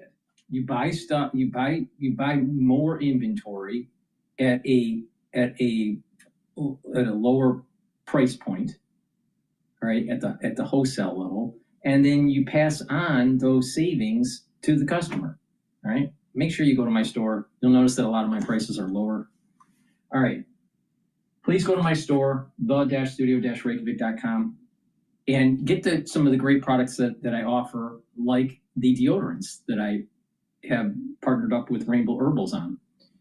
We've developed these deodorants. It's dual purpose. Use it as a deodorant for males and females, but it also helps to detoxify your body. You can get the peppermint, lavender, and tea tree, or the citrus version. Again, these are deodorants that are made from essential oils from the Himalayas, has no aluminum, no baking soda, all natural, very high quality deodorants that help to detoxify your body. Get a couple bars for your household. Make sure that you use discount 5 and you get $5 off any order. And if you spend $150 or more on an order, you get a free gift until supplies last. Please go to my store, the-studio-reykjavik.com, and get healthy. Get the deodorants. Use it as a deodorant, but it also helps to detoxify your body. It is made from essential oils from the Himalayas, all natural. Please go to my store, the-studio-reykjavik.com. I apologize for the issue that I've been having with Rumble. Rumble's app for live streaming is not that stable, so it disrupted the transmission. I had to reset it. I apologize. And thank you very much for the ones that are listening on X Spaces. Another great product, which is the first pillar of this 4-pillar process that I have, what I call core. That first pillar is max 35, max 14, or cleanse to boost up your immune system. So let's talk about that. So you can get the max 14, which is 14 parts per million, or max 35, which is 35 parts per million, or cleanse, which is 30 parts per million. So they're at different price points. Take this every day, all right? Take a teaspoon a day, swish it in your mouth, gargle about 20 seconds, 30 seconds, then swallow. What that's going to do is it's going to improve your oral cavity, your oral pharynx, and help with your immune system. It maintains that mucosal barrier that you need and helps with the epithelial lining, the epithelial lining that's in your mouth and in your oral pharynx. When you have a healthy epithelial lining and a mucosal barrier, then you're improving your immune system. So make sure you take this. The cleanse, which is 30 parts per million, max 35 or max 14. All right. Take it every day. All right. Teaspoon a day. If you're not feeling well, take a tablespoon or 2 a day until you start feeling better, and then go back to your maintenance dose. But it's important to take it every day. Teaspoon a day. All right. It's the first pillar of the core protocol. The second pillar is C60. The third pillar is turmeric, ashwagandha, and lignans. And the fourth pillar is Boomer Boost. Please go to my store, the-studio-reykjavik.com. Get the max 14, the max 35, or the cleanse. They're at different price points and different ppms, parts per million, to allow you to get these very high quality products into your hands and help support your immune system. Please go to my store, use discount 5, get $5 off any order. If you spend $150 or more, you do get a free gift until supplies last. All right, let's go back to Wilbur. lot of earnings last week, and we're in the middle of the busiest stretch. Last week was the first part of that, and not only did we hear from a ton of companies across a bunch of different industries and sectors, we got a ton of detail on tariffs, and none of it was the same from company to company. Lori Calvasino of RBC Capital Markets and this Bloomberg Business Flash is brought to you by IBKR. Will U.S. initial jobless claims exceed 260,000 for the week ending May 10th, 2025? The yes was recently at 8%. Trade your prediction with IBKR Forecast Trader at ibkr.com/forecast. Last trading day for this contract is May 14th. Recapping, S&P just turning negative, been that kind of a day, down now, little change, down by 1 point. For on-demand news 24 hours a day, subscribe to Bloomberg News Now wherever you get your podcasts. I'm Charlie Pelleton. That is a Bloomberg Business Flash. Charlie Pelleton, thank you so much. We appreciate that. Matt Miller sitting in for Alex Steele this hour. We appreciate it. We're here in our Bloomberg Interactive Broker Studio. We're streaming live on YouTube as well. What are you looking at, Matt, these days? I'm looking, so my overriding question to kick off the week is, does earnings overshadow economic data? Because this is the busiest week for earnings, as I'm sure you've been saying all morning long, right? $20 trillion worth of market cap is reporting.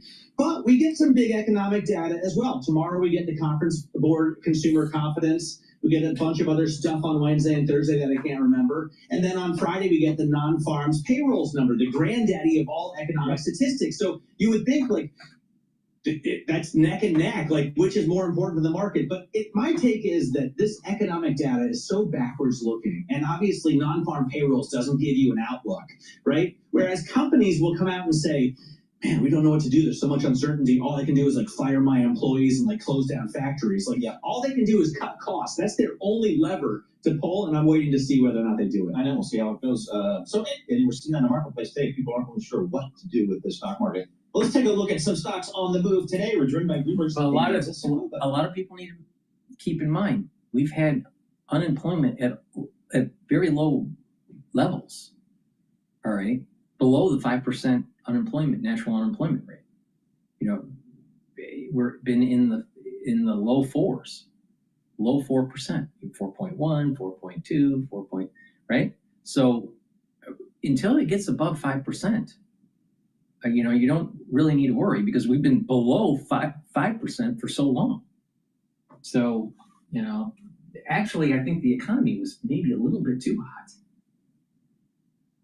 Because the inflation was above 2% and unemployment was below 5%.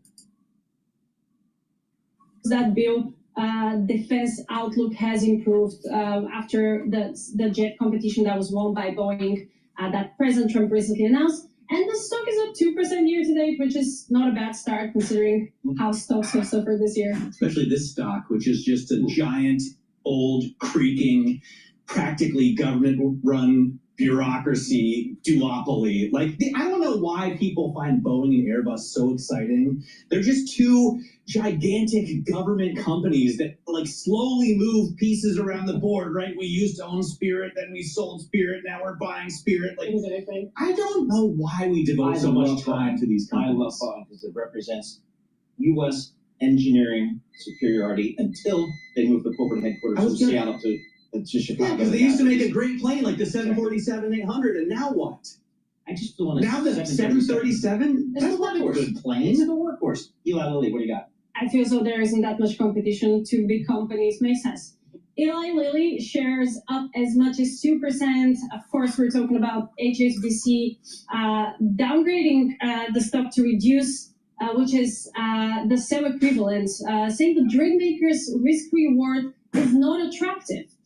We have competition. Of course, we're talking about Ozempic, Wegovy, all those big drugs, and Novo Nordisk is a big competition there. We also had very high valuation. That's something that HSBC is noting. The stock currently has a forward price to earnings ratio of about 40 times. Right. The S&P is 20 times. They have the one I want, though. They have Zepbound is what I want to get. Okay, that's your favorite? Yeah, well, I mean, I can't get it. You can get it. Twice I've been not approved by my insurance company. Yeah, I could pay for it myself. $1,000 a month. Go get the. Yeah, are you going to get Hims and The Hers? stock is at 14%. It's working. 30 It's cents on working. Peloton. Peloton is up. Shares gained as much as 6.5% in earlier trading. We're talking about upgrades from Truist. It's buy, saying the stock is finally nearing a point where the company's improving fundamentals should support a recovery. The stock is down 24% year to date. The new price target from Tariffs is $11. This implies a 70% jump. Nice. So clearly, very bullish thesis there. All right, Denitsa, thank you so much. We appreciate that. Denitsa Sakova, Cross Asset Reporter. For more conversations like this, listen to our new Stock Movers podcast. Subscribe for 5-minute episodes on the biggest winners and losers in the stock market. Listen to Stock Movers on Apple, Spotify, or anywhere else you get your Such a great idea. It is. That's a product this market needs, and I'm not being sarcastic at all. I'm dying for more stock movers, but 5 minutes is not enough. You know, they update it all. I need a little bit more. They update it a lot, so Okay. it's always something new. Let's go up to Canada. That's where David Gura is. We can always follow in his footsteps. He's correspondent for Bloomberg and host of the Big Take podcast. He's up in Quebec, I believe. I think he's on the banks of the Ottawa River. I guess the Canadians are going to the polls today, and I bet you they're not too happy with the United States. How is that impacting what's going on up there, David? Well, Paul, it's casting a huge shadow over this election, as you rightly expect. And this election kind of turned on its face about 2 or 3 months ago when President Trump began making comments about trying to subsume Canada, make it the 51st state, and of course ratcheted up his rhetoric on tariffs and the economic relationship between these two countries. And so what that's meant in real tangible terms is the Liberal Party, which was greatly lagging behind the Conservatives late last year, has gained a ton of ground and surpassed Conservatives in the latest public opinion polling. So they're now looking at the prospects of a victory in this election today. Mark Carney, the Prime Minister, who's been on the job now just for a couple of weeks, hoping to keep that job. And so much of what he talks about, to your point, Paul, is about how he, in his estimation, is best positioned to, yes, deal with President Trump, go into those negotiations over trade and tariffs, but also just has a host of experience from the jobs that he's had in the past. They haven't been political jobs. He was the governor of the Bank of Canada during the global financial crisis, governor of the Bank of England during Brexit. He's bringing all of that to bear, and that's the sell that he's making. Now, you look at the Conservative Party. Pierre Poilievre is a bit younger, 45 years old, from Alberta. He is positioning himself as a change agent. He said the Liberals have been in power here for too long. Carney is just an extension of Justin Trudeau's Liberal Party, trying to make the case that what this country needs is somebody different. And he also doubling down on the rhetoric that candidates present a strong front against the United States. So Mark Carney has been a governor in the past, but he doesn't want to be a governor in the future. How much has President Trump's trade war and rhetoric helped spur the Liberals towards what looks like a certain victory? It's just been a huge help here. And, Mark Carney, from the beginning of this contest, has said that he's never thought that President Trump was joking when he would talk about that 51st state issue, that those remarks about sovereignty weren't something that he could laugh off or shrug off. He said that he's taken them serious from the very start. And so the people in this country, who many of them were dissatisfied with the way the Liberals have been running the country and the economy, are now looking at him as somebody who's a more stabilizing force here, again, drawing from that experience that he has as a technocrat in Canada for so many years. And so he's hoping that that's going to be a ballast for him. And it's interesting when you look at the demographics of support here, again, presented in those public opinion polls. Pierre Poilievre, the Conservative candidate, does have a lot of support from the western provinces of this country, from younger people. Mark Carney, the Prime Minister, has a lot of support from older Canadians in particular, and those in the eastern part of the country. So it'll be interesting to see sort of how all of this shakes out. But again, the polling has been working in the Liberals' favor here for the last many weeks. And this really changed, didn't it, David? Prior to President Trump and some of this commentary regarding Canada, the Conservatives were looking to take over. They had a big lead, didn't they? You're absolutely right. And so, back in the fall, when it looked like Justin Trudeau's political future was very much in doubt, his hold on that power was very tenuous, you looked at polling and Conservatives were up by 20 points, double digits. And the argument that they were making was an economic argument. Again, that this country faces some rather large economic challenges when it comes to affordable housing, for instance, the debt and deficit, to growth, inflation. And again, they were presenting themselves, the Conservatives, as a way of changing course and trying to take those issues more seriously and making the case quite effectively at that point in time that the Liberals hadn't done right by this country. Again, in the last few weeks only, we've seen a dramatic reversal here. And not only were Liberals able to make up that deficit, but they've been able to surpass it as well. So we've seen the Liberal Party running ahead in those public opinion polls here by 7 or 8 percentage points. That's been reduced a little bit in recent days, but still having a lead that, again, a couple of months ago would have just been unfathomable if you looked at those public opinion surveys. Wow, just amazing. All right, David, thank you so much for your reporting. Really appreciate it. David Gura, correspondent for Bloomberg and host of the Big Take podcast, joining us remotely from Quebec, Canada. Thanks. banks of the Ottawa River. So right there in the middle of it as they elect a potentially new prime minister today. We'll see how that plays out. Boy, you think about the President Trump and his administration, the one thing you have to admire is how quickly they're moving. And not a minute goes by that there's not news coming out of that administration. That's the subject of a great Bloomberg story today. Nancy Cook joins us here, Bloomberg senior national political correspondent. The title of the story is Welcome to the Thunderdome, inside 100 dizzying days of Trump 2. So, Nancy, what's the gist of your story here? Because, again, like I say, it just seems like if you're in the news business, this is a full-time job covering President Trump and his administration. Oh, it's a more than full-time job covering President Trump. And thank you so much for having me. The gist of the 100 Days story is really just that they, have done so many things at such a breakneck speed. And, they have signed over 100 executive orders. He has really, reshaped the way that the U.S. thinks about trade policy. He's trying to come up with all these different foreign policy deals. There's been a ton of outreach to different CEOs, and he has a lot of new relationships with tech CEOs. And what we reported out is that a lot of the preparation happened actually, as long as 4 years ago when he first lost the 2020 election. Some of his aides, particularly like Stephen Miller, who's a deputy chief of staff in this White House, have been planning things like their immigration move over the past 4 years. And then there was a ton of work done during the presidential transition. So it's not just that they came to Washington January 20th, the inauguration day, and started to move quickly. It's that they really laid the groundwork for months and even years in some cases to think about all the policy moves that they wanted to make. So, Nancy, I talk to executives all day long on my television show, Bloomberg Open Interest, weekdays from 9 a.m. to 11 a.m. And they're always saying, when we get to the other side of this, when we start to see more certainty, when we start to see more stability, is that expected? I mean, was the idea this first 100 days we'll do like 20 executive orders a day, and then after, Tuesday, April 28th, then we'll start to build in some stability to this economy?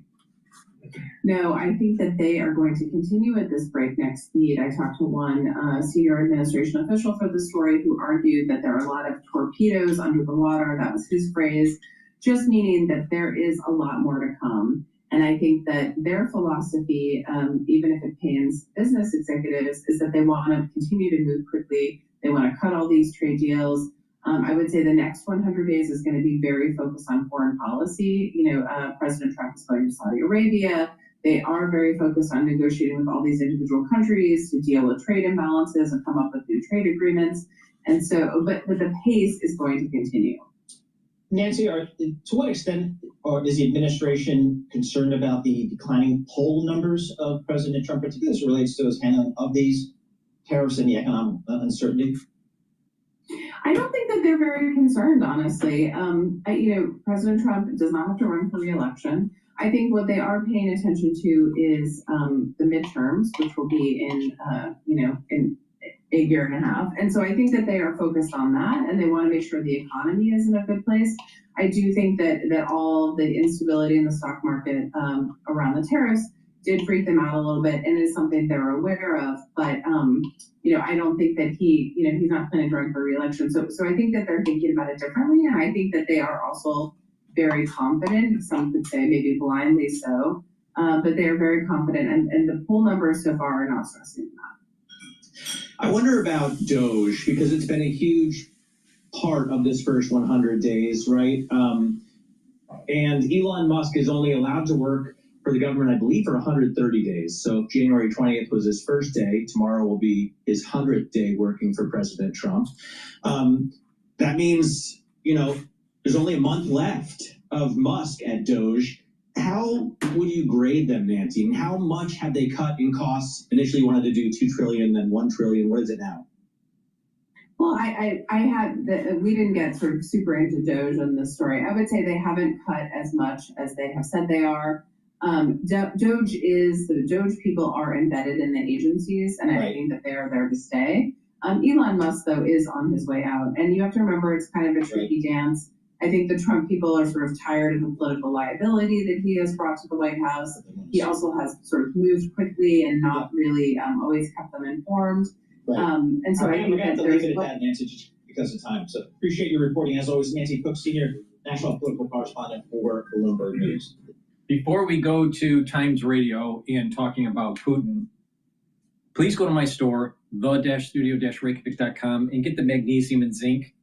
This helps to boost up your immune system. Take it every day. If you're not feeling well, take a double dose. Take one in the morning, take one in the evening, all right? But magnesium also helps with your brain function. You can get magnesium 3 different ways from my store. Getting the magnesium and zinc, getting the vitamin C plus magnesium, or the Boomer Boost also has magnesium in it. Magnesium is very important for brain health, very important. And also magnesium helps to increase the efficacy of D3, vitamin D3. So get the magnesium and zinc, take it every day, helps with your immune system and your brain function. Vitamin C and magnesium helps with your skin, your immune system, and your brain health. If you're not feeling well, take a double dose of this. Take this every day. Make sure you drink filtered water with the magnesium and zinc or the vitamin C. You can stack these together to boost up your immune system and your brain function. Now, another great foundational supplement that you should be doing is taking a probiotic. I have it in veggie cap form or in powdered form. I prefer to take the powdered form because I take it with Gladiator barley, Boomer Boost, collagen, lignans, right? And do that every day. But it's up to you. You can get the powdered version or you can get a veggie cap probiotic. Both are very high quality. Take it every day. It's going to help with your gut biome. With a good gut biome, you're going to reduce inflammation. You're going to help with your immune system. You're going to improve your metabolism. You're going to improve your ability to absorb nutrients. You're going to improve the communication between your gut and your liver and your gut and your brain. With good gut biome, you're going to be able to sleep better. You're going to be less irritable. You're going to be able to concentrate better. And when you have a good gut biome and that better communication with your liver is going to be able to detoxify your body more and do other functions. Your liver does a lot of things. It helps with detoxification. It helps to produce different types of proteins. It helps to with your metabolism and processing sugars and producing new sugars. So your liver is super important. All right. With a healthy liver, you're going to have a healthier life, right? But having that better communication between your gut and your liver is really important. So please make sure that you get a good probiotic. Go to my store, the-studio-reykjavik.com. Get the probiotic. Get either in the powdered form or the veggie cap form. Take it every day. Drink it with filtered water. And you're going to notice that your overall health is improving. It's a great foundation to start from, and you build off of that. So use discount 5, you get $5 off. If you spend $150 or more on an order, you get a free gift until supplies last. All right, let's go to Times Radio about Putin. We are not a traditional cafe. We're completely unconventional, and my Looks website really has to capture the same magic.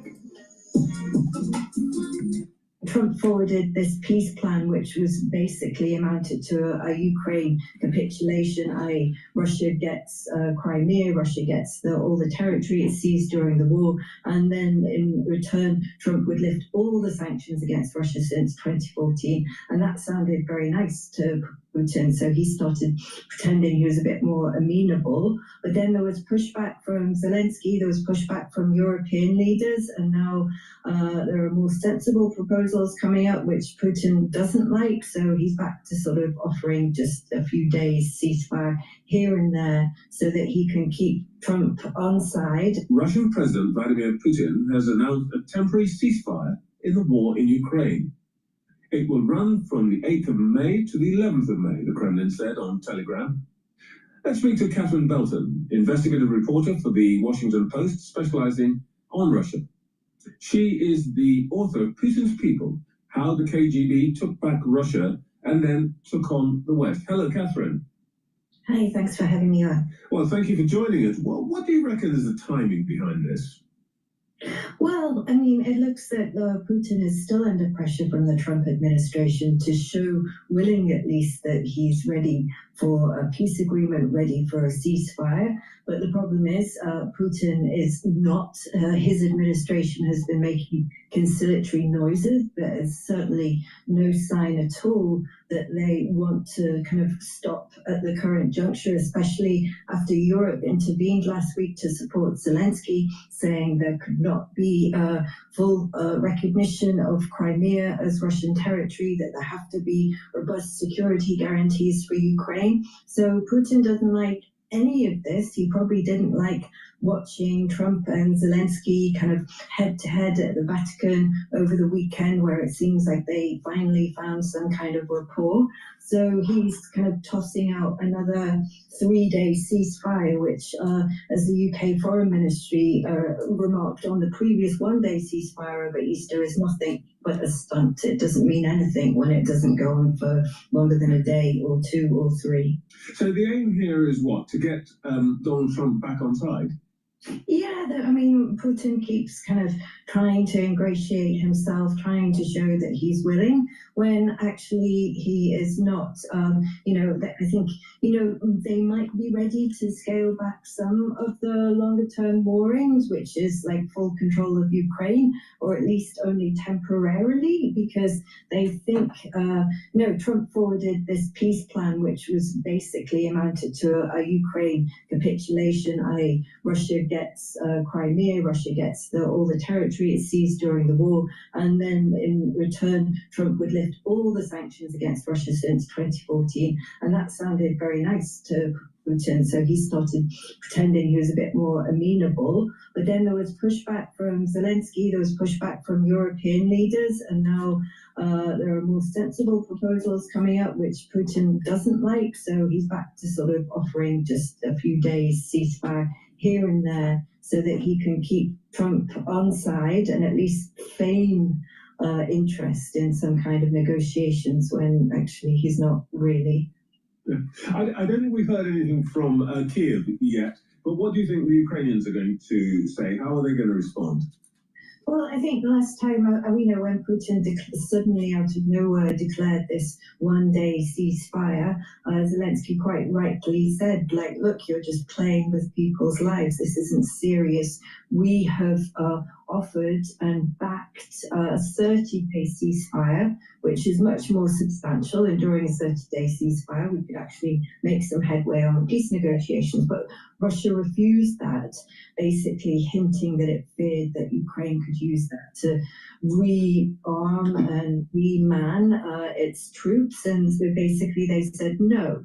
And so Putin keeps trying to kind of, drag it out, pretend that he's interested in the ceasefire, but actually it's not. And these few days, they are essentially meaningless. But probably Zelensky will say yes, because he also has to show willing. But I think he will also stress that, we have backed a 30-day ceasefire. Where are you, Mr. Putin? And clearly you're not interested in peace. North Korea has confirmed for the first time that it sent troops to fight for Russia against Ukraine.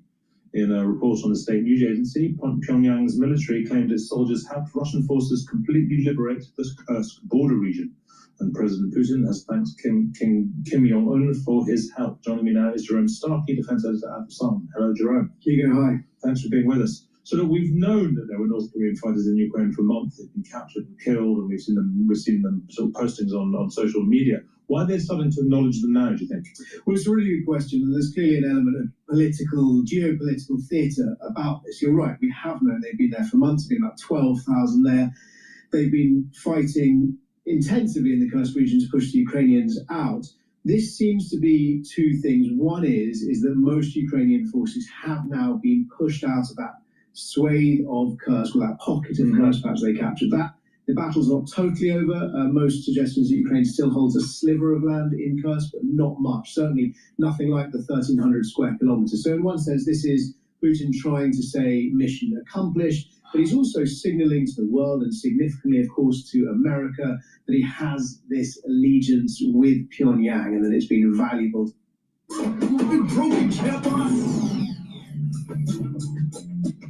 Hey, it's me and you, but from the future, 2 weeks with Pyongyang, and that it's been valuable to him. And it's not just about these soldiers, although that's what the announcement today is about.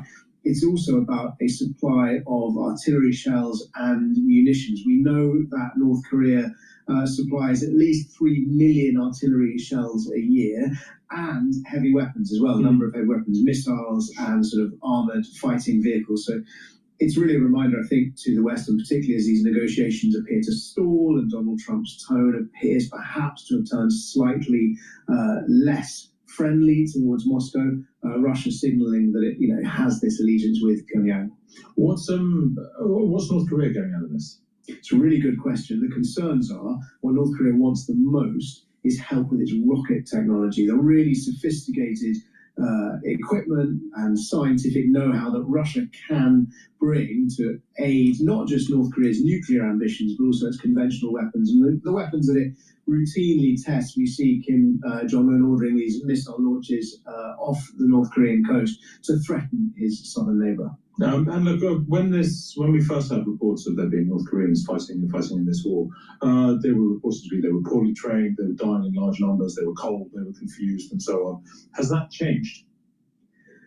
There's certainly all of those problems existed, and many of those problems were to do with coordination.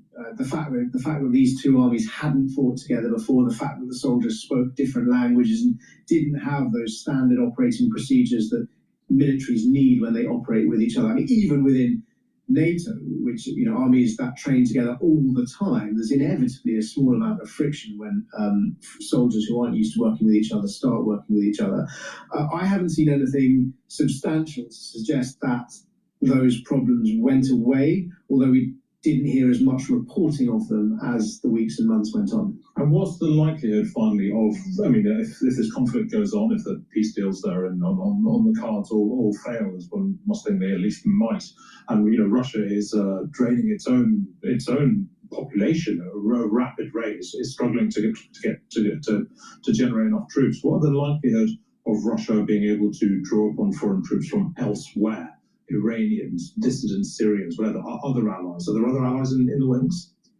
I haven't seen any suggestions that other countries are willing to commit uniformed soldiers as a state contribution to Russia's war effort. But certainly, ever since this first tranche of North Koreans arrived, there have been persistent reporting both from President Zelensky, Ukrainian security officials, Western security officials, all indicating that they believe there are more North Koreans ready to roll in, either as an additional force or as a replacement force. North Korea has also suffered huge numbers of casualties, so they need to backfill those losses, but also those soldiers who have been fighting will become tired and exhausted, and because it's not their war, it's not North Korea facing this threat, they'll likely rotate in and out.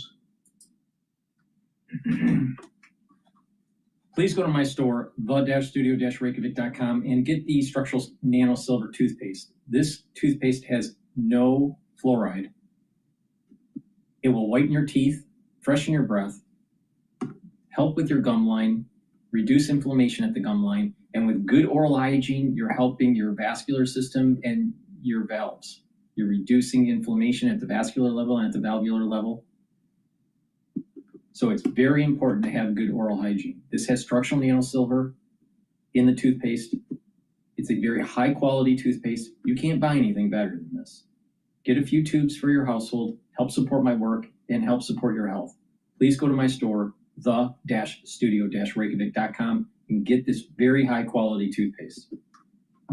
Also, take a look at the multivitamin that I offer. This multivitamin is very easy to digest, and it gives you the base multivitamins that you need daily for proper enzymatic activity. That means your metabolism will perform better, your cellular metabolism will perform better, because you have the coenzymes, you have the cofactors for your enzymes in this multivitamin. A lot of people don't realize that you need vitamins and minerals as cofactors that attach to enzymes to change the conformation of that enzyme so it'll perform better. So it's very important to take this multivitamin. It's easy to digest. Take a look at the label and what's in it. You can build off of this multivitamin with the other supplements that I offer on my store to customize your protocol. This is something that you should be taking every day. And another supplement that's very beneficial for your immune system and for your cardiovascular system is turmeric. Turmeric is an antioxidant, so it's going to soak up free radicals, but it also brings down pro-inflammatory cytokines. That means it's bringing down inflammation. By bringing down inflammation, chronic inflammation, what's going to happen is your immune system is going to get better. And also by bringing down inflammation at the vascular level, you're reducing plaque formation. So you're helping your cardiovascular health. It's a dual purpose product.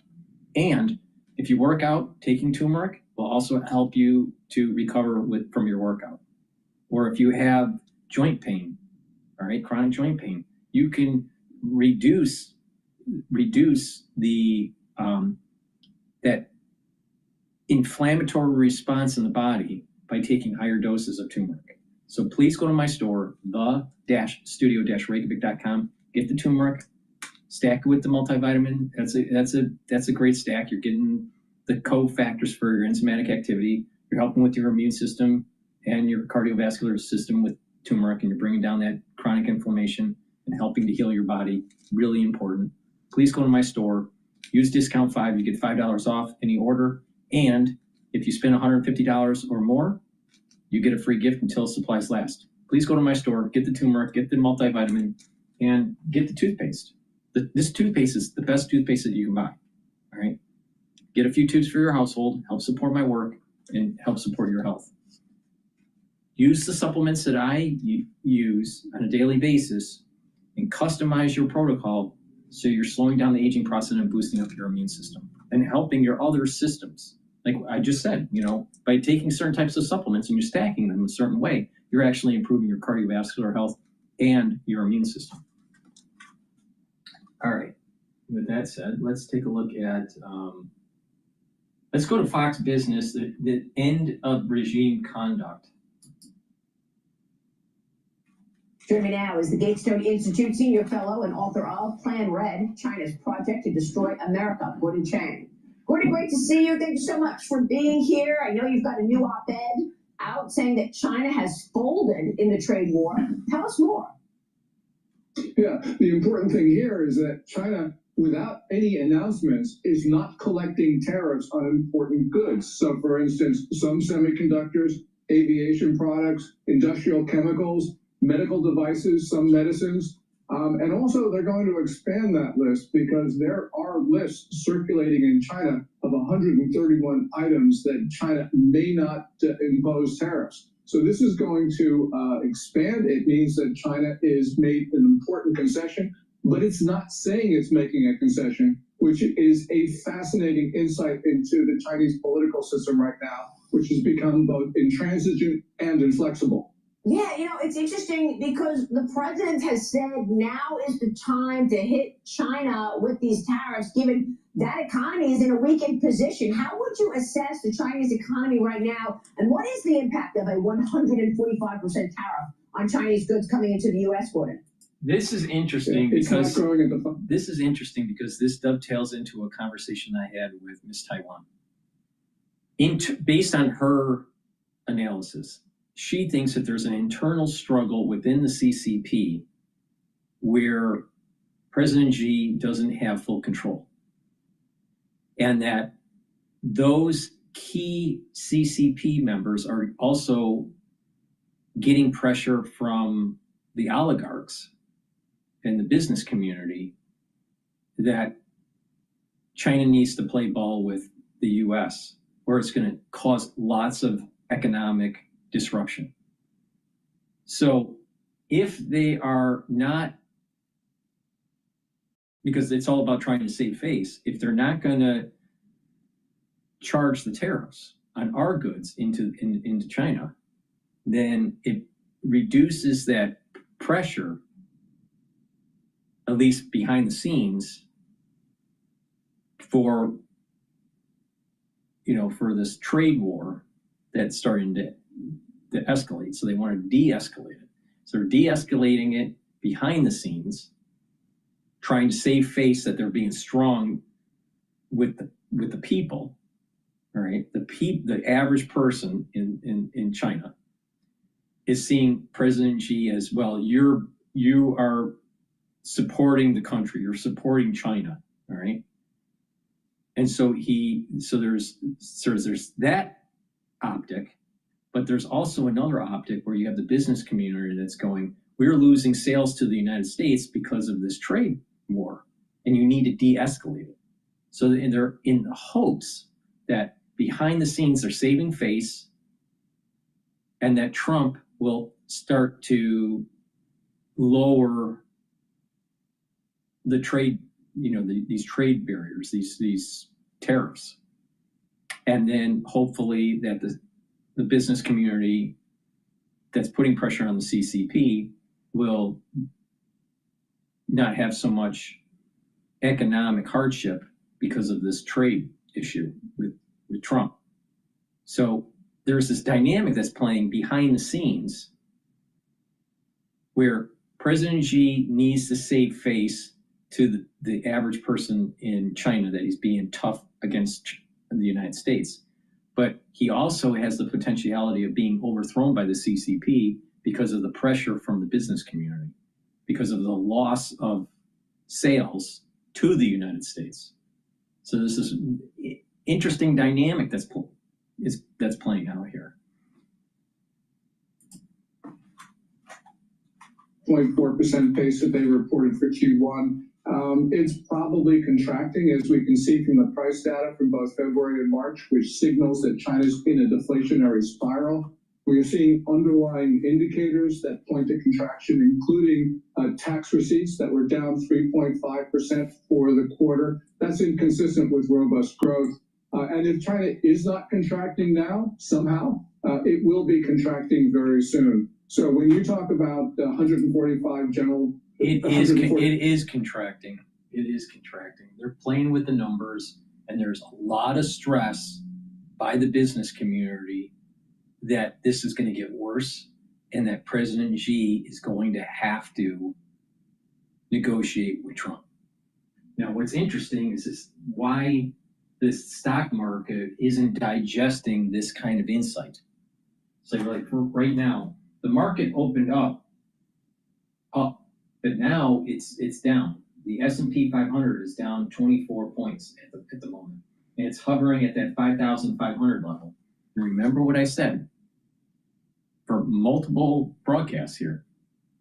5,500 for the S&P 500 is a resistance point, but it's a psychological barrier, and you're going to have people that are setting up shorts where they're going to try to push the market down. The algorithmic traders, there's this psychological barrier of 5,500. All right, and we're starting to kind of see this playing out right here. But in the near future, maybe within a week or two, we probably will see additional concessions that are maybe behind the scenes going on, where China is swerving with the chicken, playing chicken with Trump. All right, and that they're gonna ease up on this tariff tension that's going on. I think Trump needs to stay the course and negotiate deals vigorously with other countries and try to isolate China. I think that's a really important piece of the equation here. Isolate China, where the rest of the international community has developed some sort of an agreement with the United States with trade policy, and therefore the United States can focus with the China issue. Now, the China issue is not just not just fair trade. We've been building up their military for the last 20 years. It's a big problem. And so it's not just tariffs, but also their stance on Taiwan. So there are multiple vector points here that are playing out with the United States relationship with China. Now, I don't think that President Xi is as strong as a leader in China as people think. And I think there's a lot of infighting, and there's a very high potentiality of him somehow being overthrown. Now, is that going to be peaceful or violent? Who knows? You know, there are people that are coming up in the CCP that want his spot. So, you know, if he shows weakness, he probably will be overthrown. So this is the reason why he has to maintain some sort of lovability from his people, even though the core party, the CCP, there are many within it that aren't that would like him to leave. They're not happy with what's going on, especially with the financial turmoil that they're in. So just keep that in mind. I feel that, and he's not that intelligent, actually. He only has a high school education. All right. I'm not sure if he's going to be able to really play this multiple dimensional chess that's going on with Trump. But again, historically, when leaders feel like they're cornered, they may lash out. And so it's possible to galvanize support within this country, within the CCP core, and within the general population. President Xi may actually make a move on Taiwan. 5% general tariff on Chinese goods. This really means that many factories aren't going to be selling anything to the U.S., which explains why some factories have already closed and other factories are cutting down their shifts. Meanwhile, the Philippines is denying reports that China seized control of that disputed reef in the South China Sea, Gordon, and then they unfurled their flag on the island. Now both countries' flags are flying on the reef. China's Coast Guard is accusing the Filipino personnel of illegally boarding the reef, even as both countries claim control over it. So how are they denying it if, in fact, they unfurled the flag? I spoke with National Security Advisor Mike Waltz yesterday, and I asked him about it, and I asked him how the U.S. is going to respond to China. This is the first time that I've seen this announcement about the reef, all right? But what's important is that whole region, China has this thought that they own that whole seaway, all right? And the United States, in recent history, all right, in the last few years, we have been building up military bases in the Philippines, especially in the north. Very important to be able to support Taiwan if China starts to do a Western invasion of the island of Taiwan, so we can support the southern and the eastern part of the island. There is a mountain range that's cutting through Taiwan. I forgot the name of the mountain range. So China, if they did invade, most likely would secure the western side of that mountain range. The United States has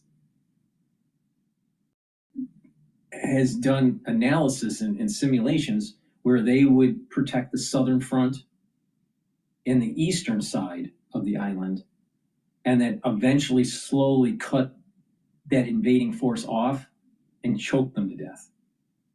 All right?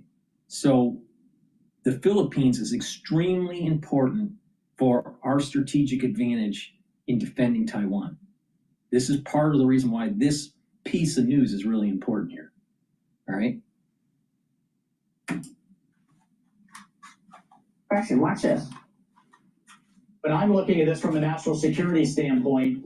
We have to bring our supply chains home. We saw even cheap items like mask gowns and gloves, if they're made abroad and not made here, become a national security issue. We have to have clean supply chains for our military equipment. That is a key element. Rebuilding our military under Pete Hegseth, Secretary Hegseth, focused on meritocracy and lethality, is a key element. And then, of course, working with our allies, and it's no accident that President Trump had Prime Minister Modi of India, had Prime Minister Shiba of Japan, made calls to the Prime Minister of Australia and South Korea.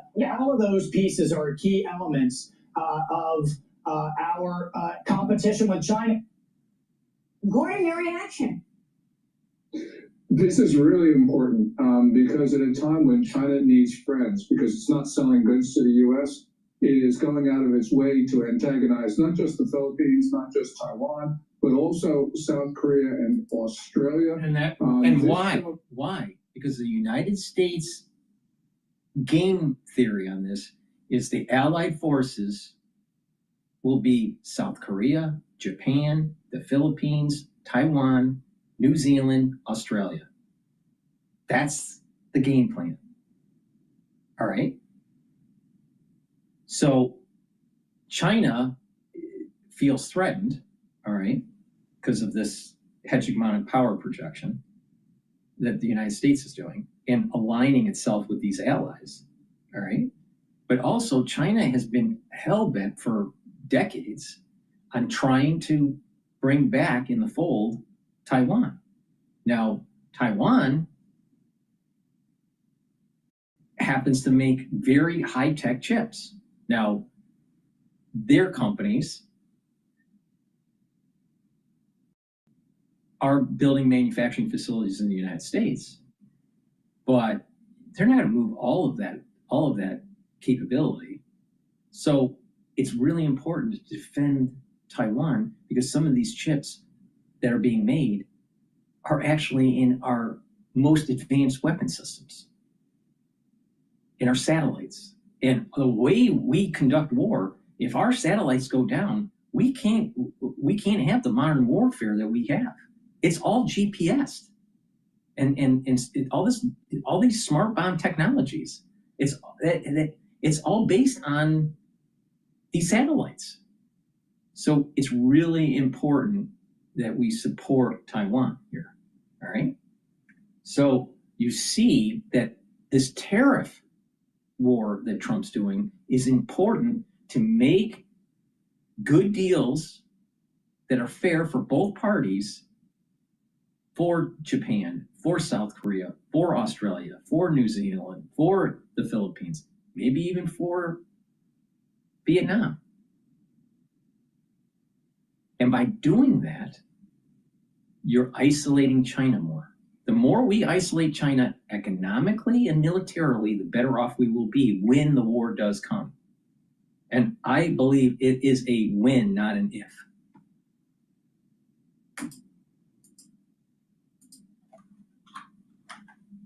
That China is going, this is end of regime conduct.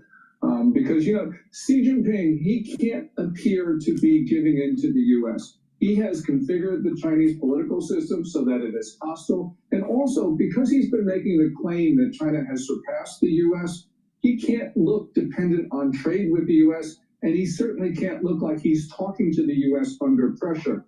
So when you have the Chinese lashing out at the Philippines at Sandy Key, as you just showed, this is really very perplexing behavior, and it shows that something is very, very wrong in Beijing right now. This is the point that Miss Taiwan is saying.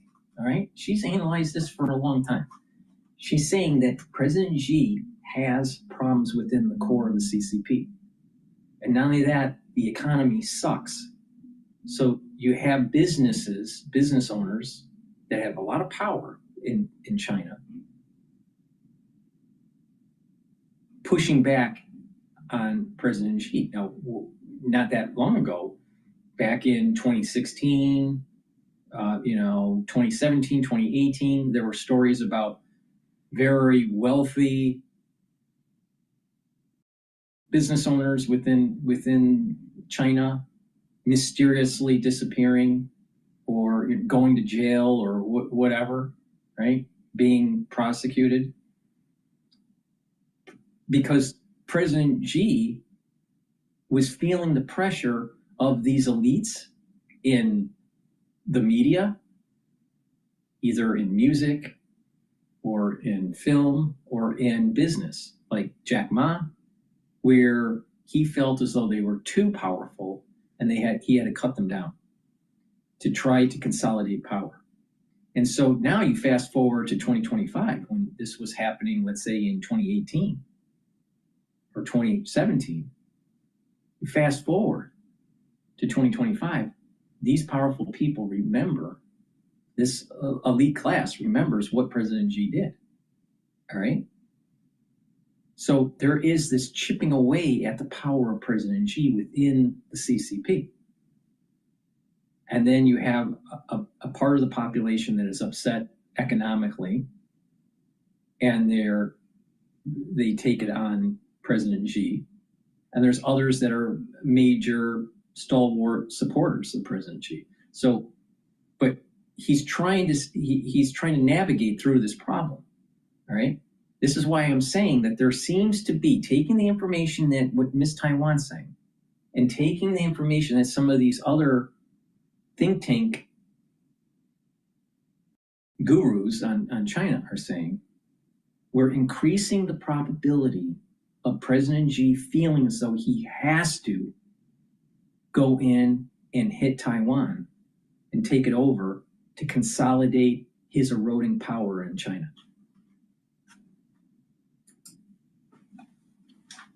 China's Huawei is preparing to test a new and what they claim to be more powerful AI processing chip. They are hoping it's going to surpass NVIDIA and the H100 chip. Gordon, what do you think? Well, this is Send 910D, which is you're referring to. And, they're going to roll it out in May for testing. And they say it's more powerful than NVIDIA's H100. But let's remember, the H100, it was released 2 years ago. So, yes, they're making progress. But let's not be terribly weak in the need about this, because China is still behind the U.S. And the U.S. has not really imposed sanctions meaningfully. Yes, we have sanctions, but we've rolled them out in a way so that China can get around them. We don't enforce them with the vigor that is absolutely necessary. And our sanctions are not as comprehensive as they should be. So let's get serious about sanctions. And I think we'll put even more distance between us and China in the near future. All right, Gordon, we'll be watching your work, certainly. You've been spot on all of this for so long. We so appreciate your time and knowledge. Thank you, sir. Good. When it comes to China and, in Taiwan, I'll tell you, the analysis from Miss Taiwan is spot on. Please help support my work by getting the great supplements that I offer. And it's a dual win. You help support the free coverage that I do. You learn on how to improve your health and how to navigate through finances, and maybe my take on what's going on internationally. And you're getting healthy too at the same time. It's a win-win situation. So please help us support my work by getting the supplements. Get D3, vitamin D3, very important. Why? It helps to absorb calcium. It's also a gene expression cofactor for your cells, so it's really important to take every day. Most people don't have enough vitamin D3. And also, it helps to get cells to go into apoptosis. So when your body needs to get rid of cells, D3 helps to do that, especially if they're infected. So that's the reason why you want to take vitamin D3 during 20. Remember 2020? Remember that? Remember that whole era? I remember it well. So really important to take. All right, it works better. It has higher efficacy when you have magnesium in your diet. A great way to get magnesium in your diet is to take the 3 different types of supplements that I have. I have the vitamin C magnesium, I have the magnesium and zinc, and you can also take the Boomer Boost. All 3 of those have magnesium. But taking magnesium increases the efficacy of D3. Now, D3 also can help with bone health and cardiovascular health. Now let's talk about K2, vitamin K2 MK7. It also helps with absorbing calcium, and it will help with the cardiovascular and your bone health. You stack them together. You stack the D3 and the K2, vitamin K2 MK7 together, all right? And by doing that, and you're doing resistance training and taking in calcium, either through a supplement or drinking milk. I drink milk. And doing that resistance training, you are going to help with your bone density. Really important to do resistance training and taking the D3 and the K2 together with calcium. And you'll also improve your absorption of calcium if you take magnesium. So take these together to build up that bone density. But this will also help with your cardiovascular health. How? By taking D3 and K2, you're reducing the chances of calcium depositing around your plaque that's in your vascular system. And over time, you can slowly pull some of that calcium out around that plaque formation. All right? So it's really important to take the D3 and the K2 every day. Do the resistance training and the cardio, really important. And another key, especially if you hit age 50, make sure that you do a calcium screening. All right. What basically that is it's a scan of your heart, and it maps out to see if you have any calcium deposits. You want that, and you want to watch that number. I have 0. All right. I had it done when I was age 50. So at that time I had 0. So I don't know yet, but you should have that done.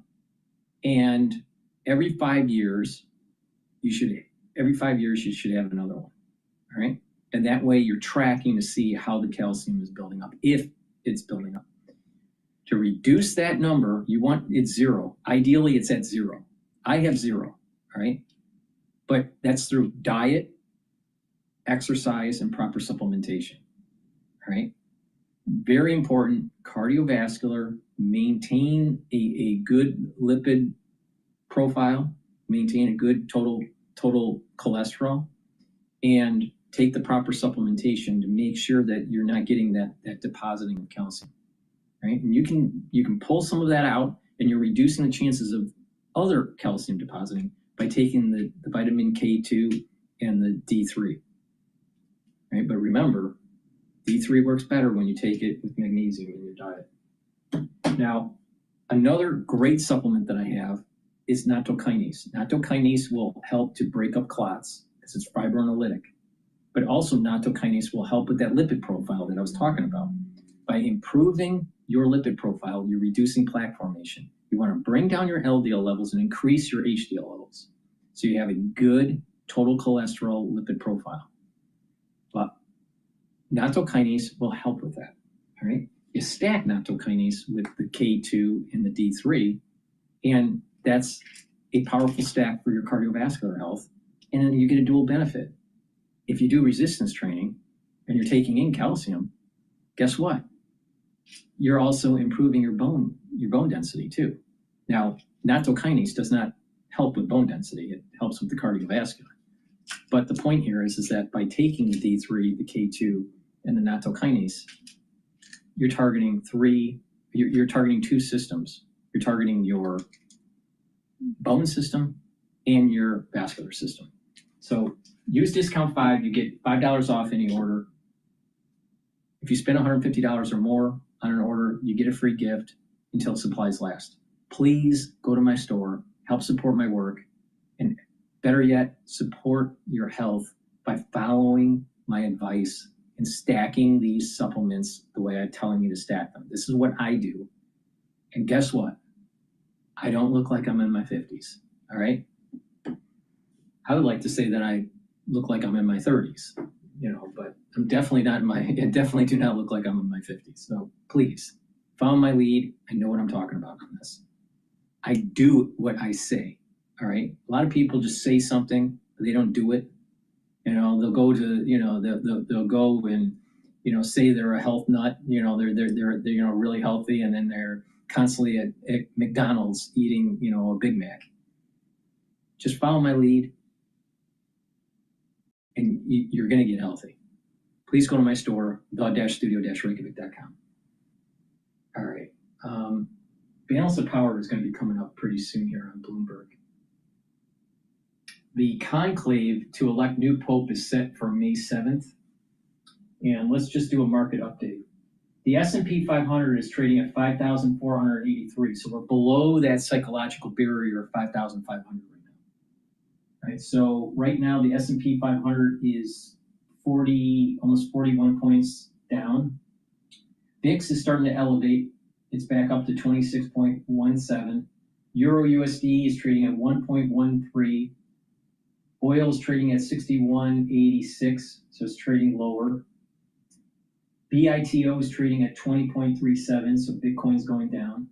And USD Japanese yen is trading at 142.6. And again, stress in the financial markets, if the Japanese yen goes below 140, guess what? That's risk that's going to translate into probably lower equities, all right? But it's highly dependent on what is going on with the tariffs. Trump literally can say something and he can have the market rally 150 points on the S&P 500 by just opening up its mouth. Or he can have it tank 150 points or more. It just depends, right? So just keep that in mind. All right.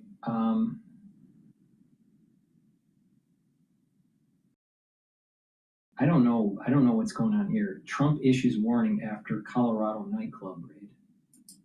Let's go to Fox News. And judges don't want to send them back to where they came from if we don't win this battle at the Supreme Court. Our country as we know it is. And federal authorities team up to make hundreds of migrant arrests in Florida. Operation Tidal Wave leading to the capture of nearly 800 illegal migrants in the span of just 4 days. Florida law enforcement working hand in hand with ICE to get the job done. And Governor Ron DeSantis praising the joint endeavor on X, saying Florida is leading the nation in active cooperation with the Trump administration for immigration enforcement and deportation operations.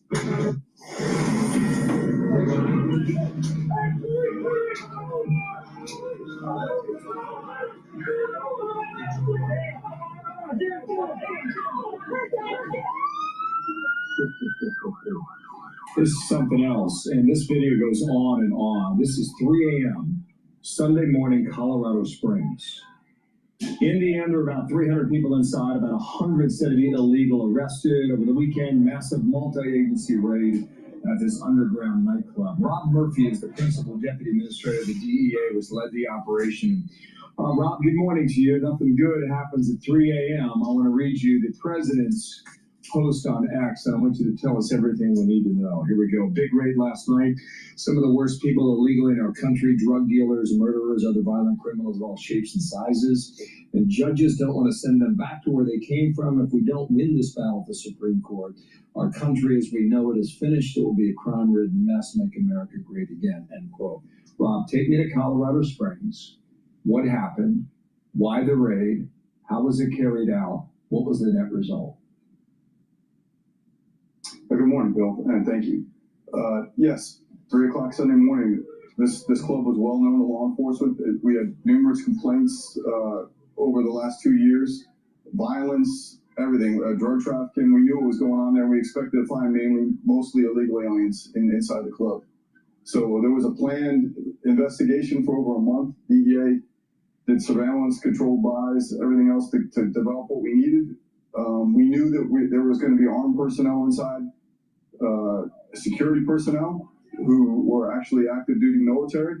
So in the planning of this, we have a pretty dangerous operation. We expected anywhere from 200 to 300 people in that club. There was over 200.